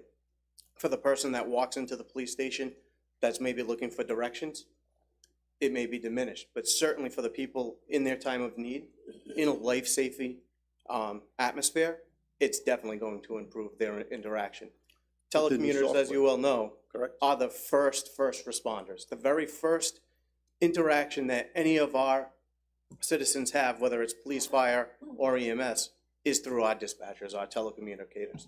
And for those folks, it's definitely going to increase because they're going to be met with confident, trained telecommunicators that are going to be able to provide pre-arrival direction, instill calmness in them, and hopefully potentially provide for a better outcome. Yeah, I don't Who's think we're gonna- disputing that. It doesn't need to be a change of location to have that service provided. That's my point. But who's gonna be doing the dispatching? The same dispatchers, correct? Just trained differently. Trained in the new symposium software. We train all the dispatchers, civilians and sworn, in CPR. So it's gonna be a matter of training. You're not gonna put new people doing that new task, right? It's gonna be the same dispatchers, is my point. They're just gonna be trained in, as they should be, with updated software and updated, whatever, continuous training is part of our jobs. Fire, police, dispatch, nursing. That's my point. You're not adding new, and if you were, then then my argument would even be strengthened that that's a whole new division, right? It's the same people doing the same job. You're just gonna have them do them in the police department and train differently and train with the new software when it comes out. I've seen that software. I see it all the time. I've actually used it when I have to relieve dispatchers. I dispatch police and fire. I get it, you know? So that's all I'm saying. Do we know, anybody in the council, if, apparently it's already, the decision has been made, but when the dispatchers move out of the police station, who's gonna be left in the police station for an emergency if somebody comes into the police station for a domestic trying to get away or off of the street for an endangerment? Is there somebody that's gonna be there to assist them? I think that's a question for the police or the mayor. At the appropriate time, when we are prepared to make the move, we'll be happy to bring to you a full presentation. As it stands now, we do not expect our dispatchers to intercede or to allow any person, whether they're running away from somebody or not, to enter into the police station. We are putting So you together a can't- plan. You can't come into the police station as a safe haven? No. The lobby, yes, but you're saying to let them No, into. I'm saying the police station into the lobby, yeah, I don't Yeah, know. the lobby is gonna remain open. There'll be ways for people to communicate directly with the dispatchers. We have civilian clerks who work during the day who are present. We also, I understand, we have a civilian clerk that works from 5 to 1. There are civilian clerks who are currently staffing the police station who could be a point of contact, the first contact. That could be the situation. But what we're looking at doing is creating a way for a person to approach and have a way to communicate directly with dispatch in the room where they're located. Similar to what's going on now, when they go there, they're picking up a phone and talking to a dispatcher behind the glass. It's gonna be the same thing, but dispatchers will end up being in a facility that was specifically designed for public safety communications dispatching. They're gonna have an incredible workspace with the latest technology, latest ergonomic and health conscious equipment as far as furniture. They will also have a much more secure area because, as you know, our police department was targeted for an act of vandalism where our dispatchers are. We are living in a different society today. People are constantly attacking our police officers. It's a different world we live in. And if somebody ever decided to up the attack at our police department, the first victims would be our communications personnel. And that would lead into a bigger issue of not being able to dispatch medical emergency vehicles or police to the site. Having our dispatchers in a site away from the police department, in a site that was specifically designed for communications, in a secure location, is actually going to put them in a safer setting than what you have with right now. As you saw, as everyone knows, there was an act of vandalism, an attack. Yeah, but that could happen anywhere. They on could our- do on that our at the police. dispatch center if they wanted to. And there's bulletproof glass too. If there's mean- not, then you can always install it. Well, we know that unfortunately, people are willing to do things nowadays that they didn't do back in the day, and they target our police officers. If somebody, God forbid, ever had the idea of upping up the attack that they made recently on our police department when they vandalized it with something more serious, the people they're going to take out are the most vital and critical people immediately, the ones who communicate and send help. So having them off-site at another location will actually enhance their safety. They're going to have, the facility that they're going to have is going to be far greater and better for them than what they have currently. And once we start rolling with this, we plan on sitting down with the union, we plan on sitting down with the dispatchers at the location to have a Well, discussion with them and go over the whole Didn't the situation. union have a problem with this? It's to I my haven't discussed understanding it, I haven't discussed it with the that union. the dispatchers and the union, they were gonna come before the council to discuss that with the council, that they're just concerned about this whole movement of this department to a new location. I don't know if any of I know I received emails I regarding believe it. all the council members. We all did. received- However, no one came and spoke in front of the council for that this evening. from my understanding through the email that I received, that someone will be here this evening in public comment to speak on behalf of that. The follow-up email I got from them is that they're gonna come before us on the 19th Right, for this, they assumed there was a second hearing. to voice their displeasure and opposition to moving the dispatch center. Once again, this budget has nothing to do with moving the dispatch center, and when we do make that move eventually, we'll bring you a plan before the council. We have, we're gonna be scheduling a sit-down with some of the employees in the union to go over the actual facility and the site, and to demonstrate how this does not change their working conditions, and really, quite honestly, doesn't change their job whatsoever. So So then, Malcolm, are we putting this line item, as it's been so-called, back under 700, under the police proposed budget? Because again, 760 is not, that's not a line item, that's a created budget, that's a created division. I guess the council could move it if they wanted to. I just want to point out one very important thing. I think the issue is the mayor, as he indicated, has taken the money from two different departments and put it into one department, into one, and into a separate line item on the budget. If you were to take this money and push it back into the police department and the fire department from which it came, the mayor still has the authority under the charter to take that money and move it out and put it into to spend it the way he wants. The charter says the work of each department may be distributed among such divisions thereof as may be established at the direction of the mayor. Yeah, I understand that, because they broke down, and instead of one department paying all of the telephone bills, they divided it amongst every department. Right, so I'm just Pay saying, their own so telephone bill. just by moving this back to where it came, which you could if you wanted to, it's just an accounting move, just like moving it out of it was an accounting move. It doesn't, the mayor still has the ability to make this decision because he's the mayor. And the charter gives him that authority. Right, but what you, right, as a line item. Right. So it's, you're not changing, it's just another, It's just another, it's an attempt to be more transparent as to what the cost of this, of the, would be. So, can I just, my other concern with this budget, and I don't know if, you know, it's anybody else's concern, is quite a few things on this budget are financed through grants in this budget, and once those grants run out, whether it be 3 years, 5 years, that then becomes a tax burden that we're not thinking about right now to incorporate.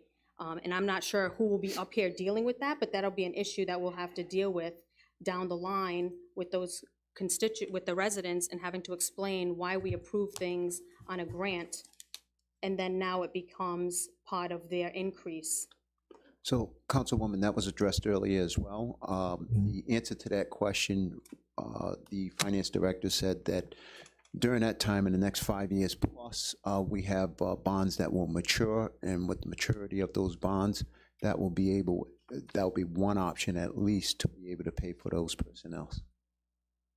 To take a bond, or we won't have to pay the bond? No, the bonds that we have We'll have will to mature at that point in time, therefore that will be able to pay for the personnel that was hired within this year. Quick question, Solicitor. What passage in the charter are you reading that from? Section 3-12.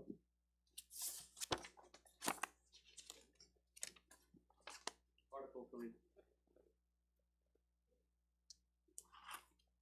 Well, I'm reading section 2.2-9, powers of the legislative body. Yeah.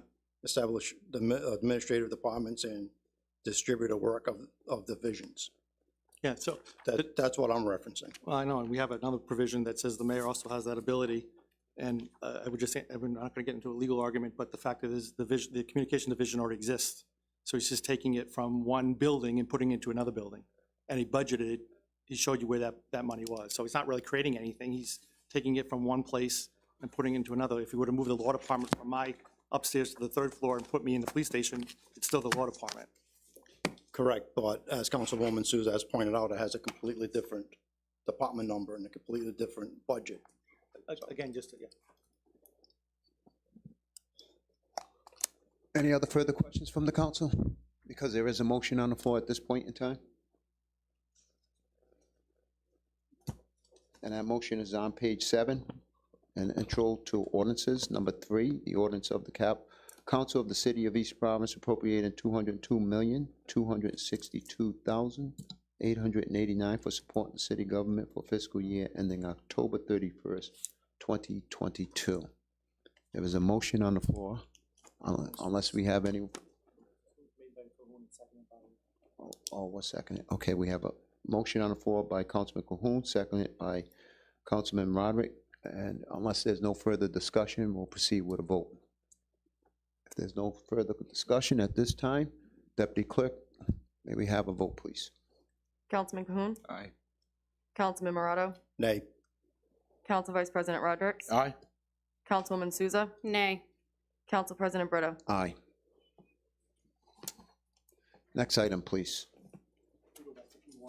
Which one? E1. Okay, You mean two? no, Two? yeah. An ordinance of the Council of the City of East Providence ordering the assessment and collection of property tax on the rateable real estate, tangible personal property, and an excise tax on registered motor vehicles and trailers. First passage. Yeah. First passage, we do not require public hearing. We'll have second passage in a couple of weeks. Correct. Okay. That said, move to approve. Before we, any discussion on this? With no discussion on this, we have a motion on the floor by Councilman.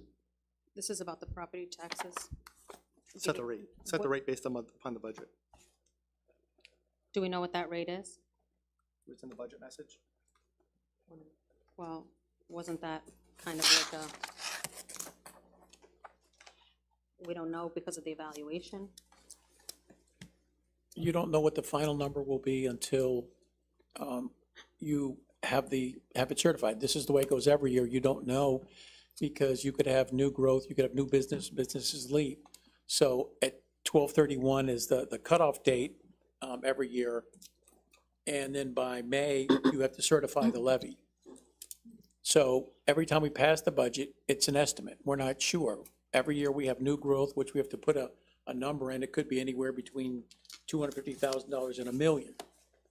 So it's a best guess on a lot of this. So when we did this, we ended up with a tax rate of 1.39%, 1.36. 1.39. Did the tangibles go up or down at all? The tax rate normally goes up the same across all categories. So if it's a 1.39% increase, then all of the rates get increased that same percentage. So can you tell me what the tangible increase would be for that rate? If you give me. Because I know 30 seconds. that's been going up and commercial has been going up, which, lends to some empty storefronts, because when people look at that before coming in to do business, it's something that they consider. And that's why, mixed use is popular, because at least with the residential, you have a lower rate, can offset that slightly, but for those who are strictly commercial users and business owners that don't have residential attached, it is a burden to some extent as it gets higher and higher.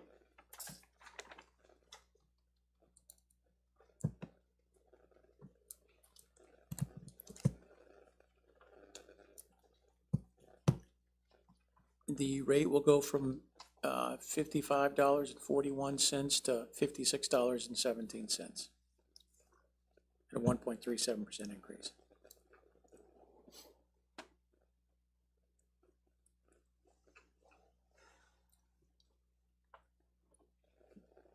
And where are we with phasing out the motor vehicle? Are we still working on that in the Yes. city? Yes, I think we've got 2 or 3 years left of that. So every year, the state comes up with a formula really where we're reducing more of the taxes that we were charging. So you get an exemption if your car's worth $10,000, you were getting a $3,000 exemption, then you get a 5, and then we only tax 80% of the total. So every year, the bills that we send out get less. However, the way the state does it is back in 2018, we had they called it our base year, it's 10.9 million. So that's what we get every year. So if they reduce us $1 million, they increase our motor vehicle phase out $1 million. So it's just a wash. It depends on where it's coming from. They're reducing it over here, but they're turning around and giving it back to us in the exact same amount in state aid. And then hopefully in, I think, another 3 years, And we are still 1 year behind everybody else because of our fiscal year. Mhm. Thank you. I thought that was a 5-year phase-out plan, I think so. and we have 3 years remaining? 7 Yeah. years, it's a 7 year, 7? 7 year, okay. Okay. Did it get extended? I think so. Oh, Really? That I explains didn't hear it that then. one. I think, I could be wrong. Yeah, I Probably think it was the 5, but we're probably extending it on the city side a little bit longer. okay, any other questions, concerns? We do have a motion on the floor by Councilman Cahoon. Would anyone like to second that motion? Second? Deputy Clerk, may we have a roll call vote? Councilman Cahoon? Aye. Councilman Morato? Nay. Council Vice President Rodrick? Aye.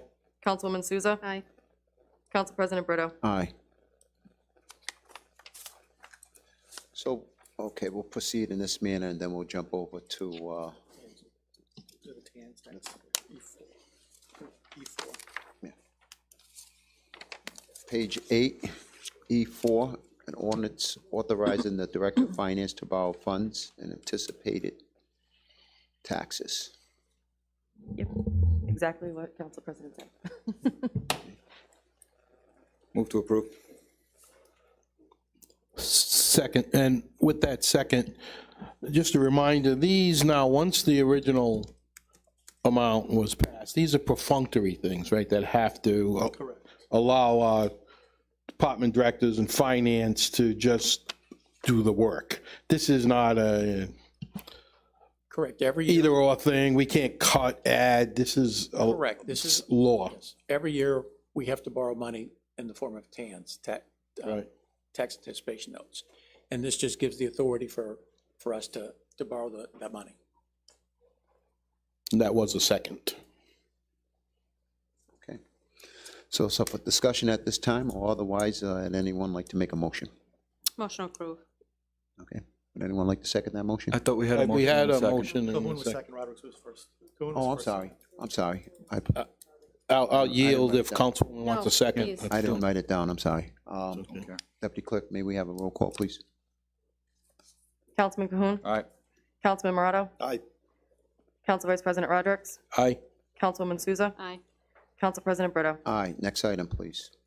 An ordinance of the Council of the City of East Providence appropriating $7,000 for the purchase of temporary removable speed bumps. I'm asking that out of the old unencumbered budget.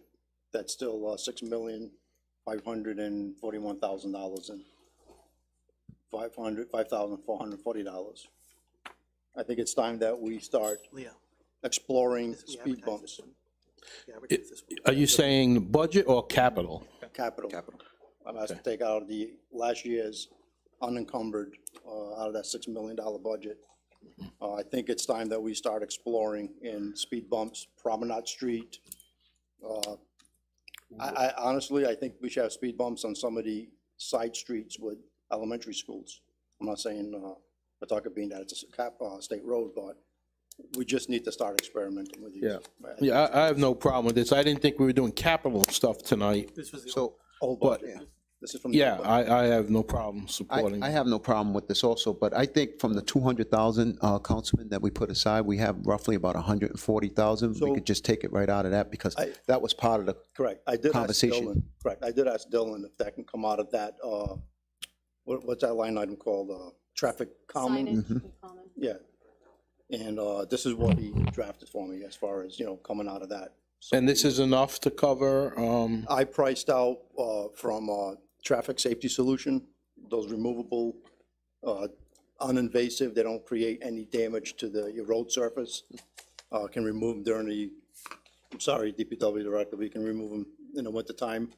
But I feel like streets like as we discussed with Yeah. Mountain Ave, side streets. laying those down and just rethinking, having people retrained, and you know what, there's speed bumps there, and leaving them there for Yeah. 3 months. let's try it. But so, to answer your question, yes, I did ask if it should come out of that line item, but, I left it up to him, he said that was the appropriate place to take it Okay. out, and so. I think Councilman Morado made a point last time talking about, even if you put those down and then move them somewhere else, people are still thinking they're there, or they're operating as though they're there. I really like that idea. I mean, you've tried everything else on that street. Unless you Yep. put a cop there 24/7 or during those peak hours, you're gonna tie up a body where they can be doing, or even if you do put them there, they're gonna get called somewhere else anyway, so. Yep. Well, that's a motion, Councilman? That is a motion, Okay, Second. all right. Deputy Clerk, roll call. Councilman Cahoon. Aye. Councilman Morato. Aye. Council Vice President Rodrick. Aye. Councilwoman Souza. Aye, and I'd suggest one on Summit. And Council President Brito. Aye. So before we adjourn, we have these people here who've been waiting patiently for an application for licenses here. That's 311 Holding Corp. And Councilwoman, you want to take the lead on this?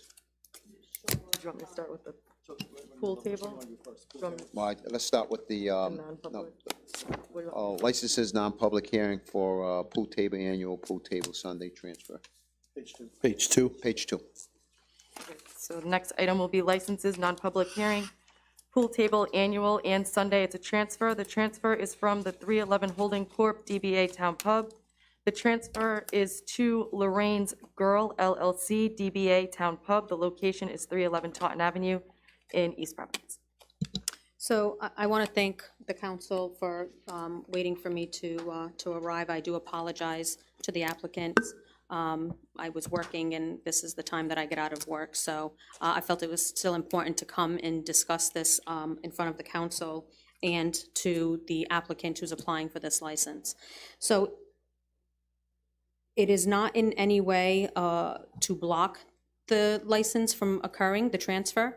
I support all businesses in the city, but as I mentioned in the previous council a couple of weeks ago, things have to be done correctly, and they have to be across the board for all businesses and residents.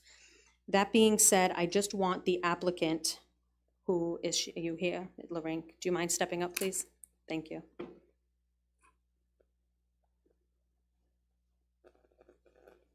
Hi, Hi. Do you want to swear her in? Swear her in? Well, for the record, her name.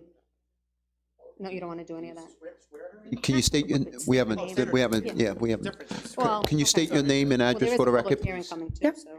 Tanisha Miller, 101 North Broadway, apartment 107D, Rumford, Rhode Island, 02916. Thank you. Thank you, nice to meet you. Nice to meet you as well. So, I just want you to be aware, if you're not already, the responsibilities that come with this transfer. There have been things in this establishment that do not meet state or local regulations, and upon transferring this, you will then be liable for all of that needs to take place in that facility. Have you been made aware of that? Yes, Okay, because I know legal, I'm not sure if the legal department has reached out to you personally. I think they've reached out to the current owners and let them know, is that correct? Okay. I just don't want, again, you to be in a bad place as a person that's taking over a business that has already stuff. It's kind of like buying a house as is, and then you come in and you're like, oh man, I didn't know all this stuff needed to happen, and then you were blindsided. So I just want you to be aware that there are things in that business that do not meet the standards and need to be addressed moving forward for it to be an operational establishment. Actually, that's not true. Excuse me, sir, can you approach the podium?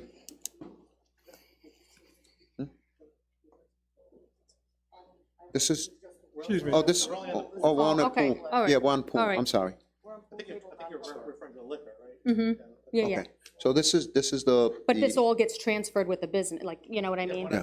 Right, no, I understand that, I'm just letting her, yeah. I wasn't sure what you're talking about. I wasn't sure if there was a pool. No, there's no pool issue, no, no, Okay. no, that's fine. So we can, that's all that I wanted to say about, in regards to the licenses. okay, I appreciate it. Okay, At that point in time, could proceed with a vote. They have all the information that you need at this point in time? Okay. Maybe establish a roll call vote, please. And well, I'll make a motion to, Oh, I'm sorry. yeah. You make a motion to Approve approve. the, Okay, we have a motion on the floor for approval. Would approval. anyone like to second that motion? Second. Okay. Roll call vote, please. Councilman Cahoon. Aye. Councilman Morato? Aye. Council Vice President Rodrick? Aye. Councilwoman Souza? Aye. Council President Brito? Aye. Next item, please. The next item is an application for victualling license, Class 2. It's a transfer. The transfer is from Francis Harnedy, the 311 Holding Corp. DBA Town Pub. The transfer is to Tanisha Miller, Lorraine's Girl, LLC, DBA Town Pub at 311 Taunton Avenue. Okay, at the pleasure of the council, any questions? No questions? Would anyone like to make a motion at this time? Move to approve? Second. Roll call vote. Councilman Cahoon? Aye. Councilman Morato? Aye. Council Vice President Rodrick? Aye. Councilwoman Souza? Aye. Council President Brito? Aye. Thank you. I believe that concludes. No? I have the BV license transfer, Council President, on page 4. Which one? the liquor Yep. license. Oh, okay, yep, page 4, the last one, public there's hearing. a- This is There's a public holiday. hearing. We just did that one, I think. So there's multiple, there's a holiday transfer, viculating, The holiday transfers for East Bay Food Mart. okay, We've done that one. all right. The victualling license, we just voted on for them. The last one is the public hearing, the BV license, the Transfer. transfer, Okay, under B. All on right. page 4. Okay. Yep. Again, they have everything in place? They do. Okay. So my concern, I don't know, were you updated on this? I have an email from Joan. Okay. Has there been any additional updates today? Not that I'm aware of. Okay. So the last email was that they were looking into the establishment, making sure that they met all of the requirements, and that they was going to be working on that. So I think, sir, that's when you wanted to speak.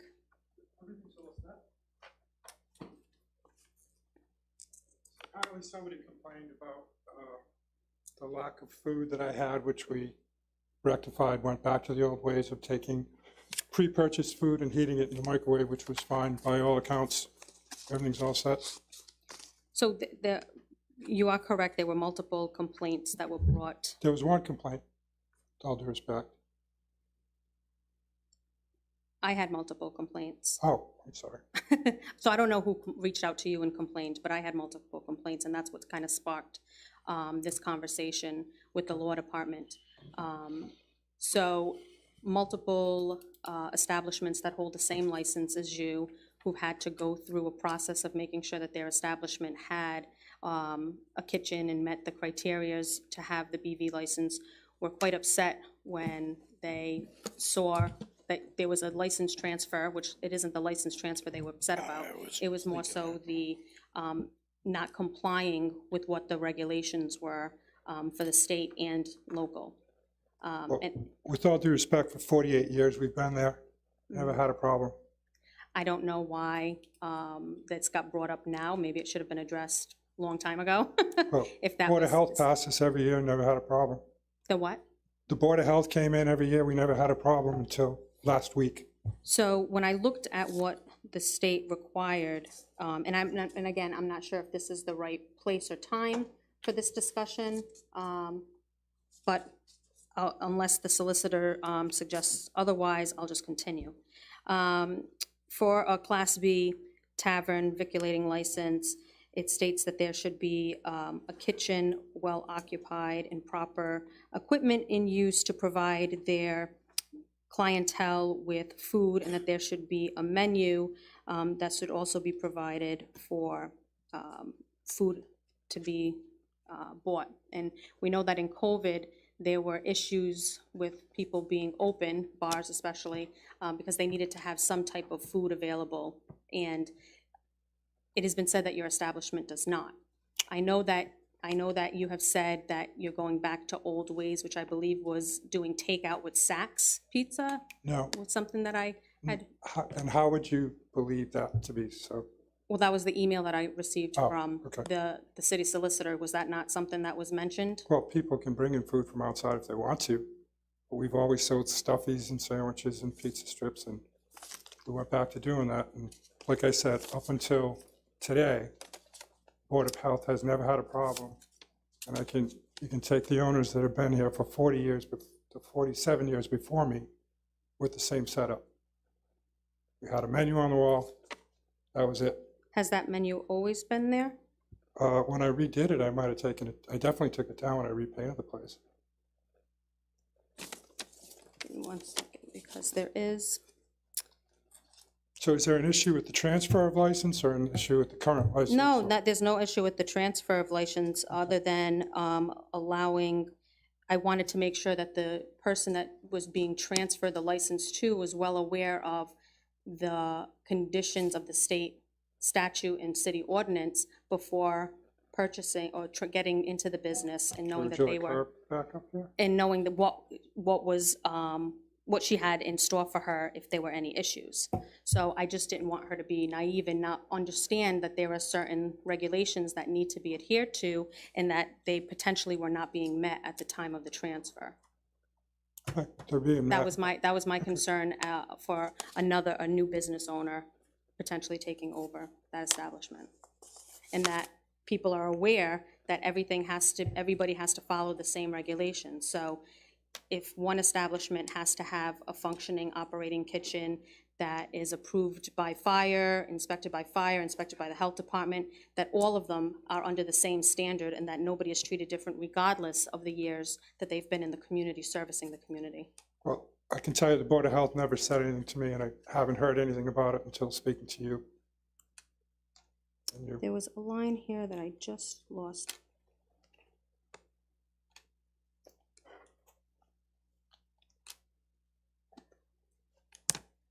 Okay. Thank you. Thank you. Thank you, sir. With no further questions, anyone like to make a motion at this point in time? Move approval. Okay, would anyone like to second that? I'll second. Okay, Deputy Clerk? Councilman Cahoon? Aye. Councilman Morato? Aye. Council Vice President Rodrick? Aye. Councilwoman Souza? Aye. Council President Brito? Aye. Thank you and best of luck to you. Okay. you wanna- Mr. President, I just want to point out something real quick, Councilwoman Souza. There was one other item that you had a question on. I think it was the mobile food establishment license. We wound up tabling that to the next meeting because I guess we asked them to come and they didn't come. They didn't come. Okay, thank you, I appreciate that. I do, for the record, want to note that on the resolution for the mayor to enter into the symposium technology, that I am in the affirmative on that resolution. Okay, Without objection, she can record it as an aye. okay. There's no objection? Nope. None. Please record it as an aye. Mr. President, just to report out of the claims, as you know, sorry, prior to the open session, the city council met as a claims committee and approved the following claims and the following amounts. Claim of Louise, these were sewer charge abatements, Louise Dyson in the amount of $276.02. The sewer charge abatement of Manuel Pedrostro in the amount of $377.62, and the claim of Catherine Pettit and Pamela A. Lucerdo in the amount of $377.51, all approved with the recommendation of the DPW director. The other items, no votes were taken. It was just an update on pending litigation. Thank you, Mr. Solicitor. And that takes us to the next item. Motion to adjourn. Would anyone like to make a motion to adjourn? Make that motion. Second. Second. Roll call vote, please. Councilman Cahoon? Aye. Councilman Morato? Aye. Council Vice President Rodrick? Aye. Councilwoman Souza? Aye. Council President Brito? Aye. Thank you. You don't need this.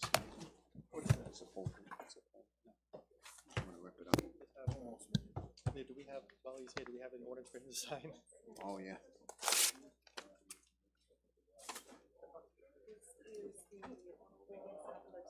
Oh, yeah.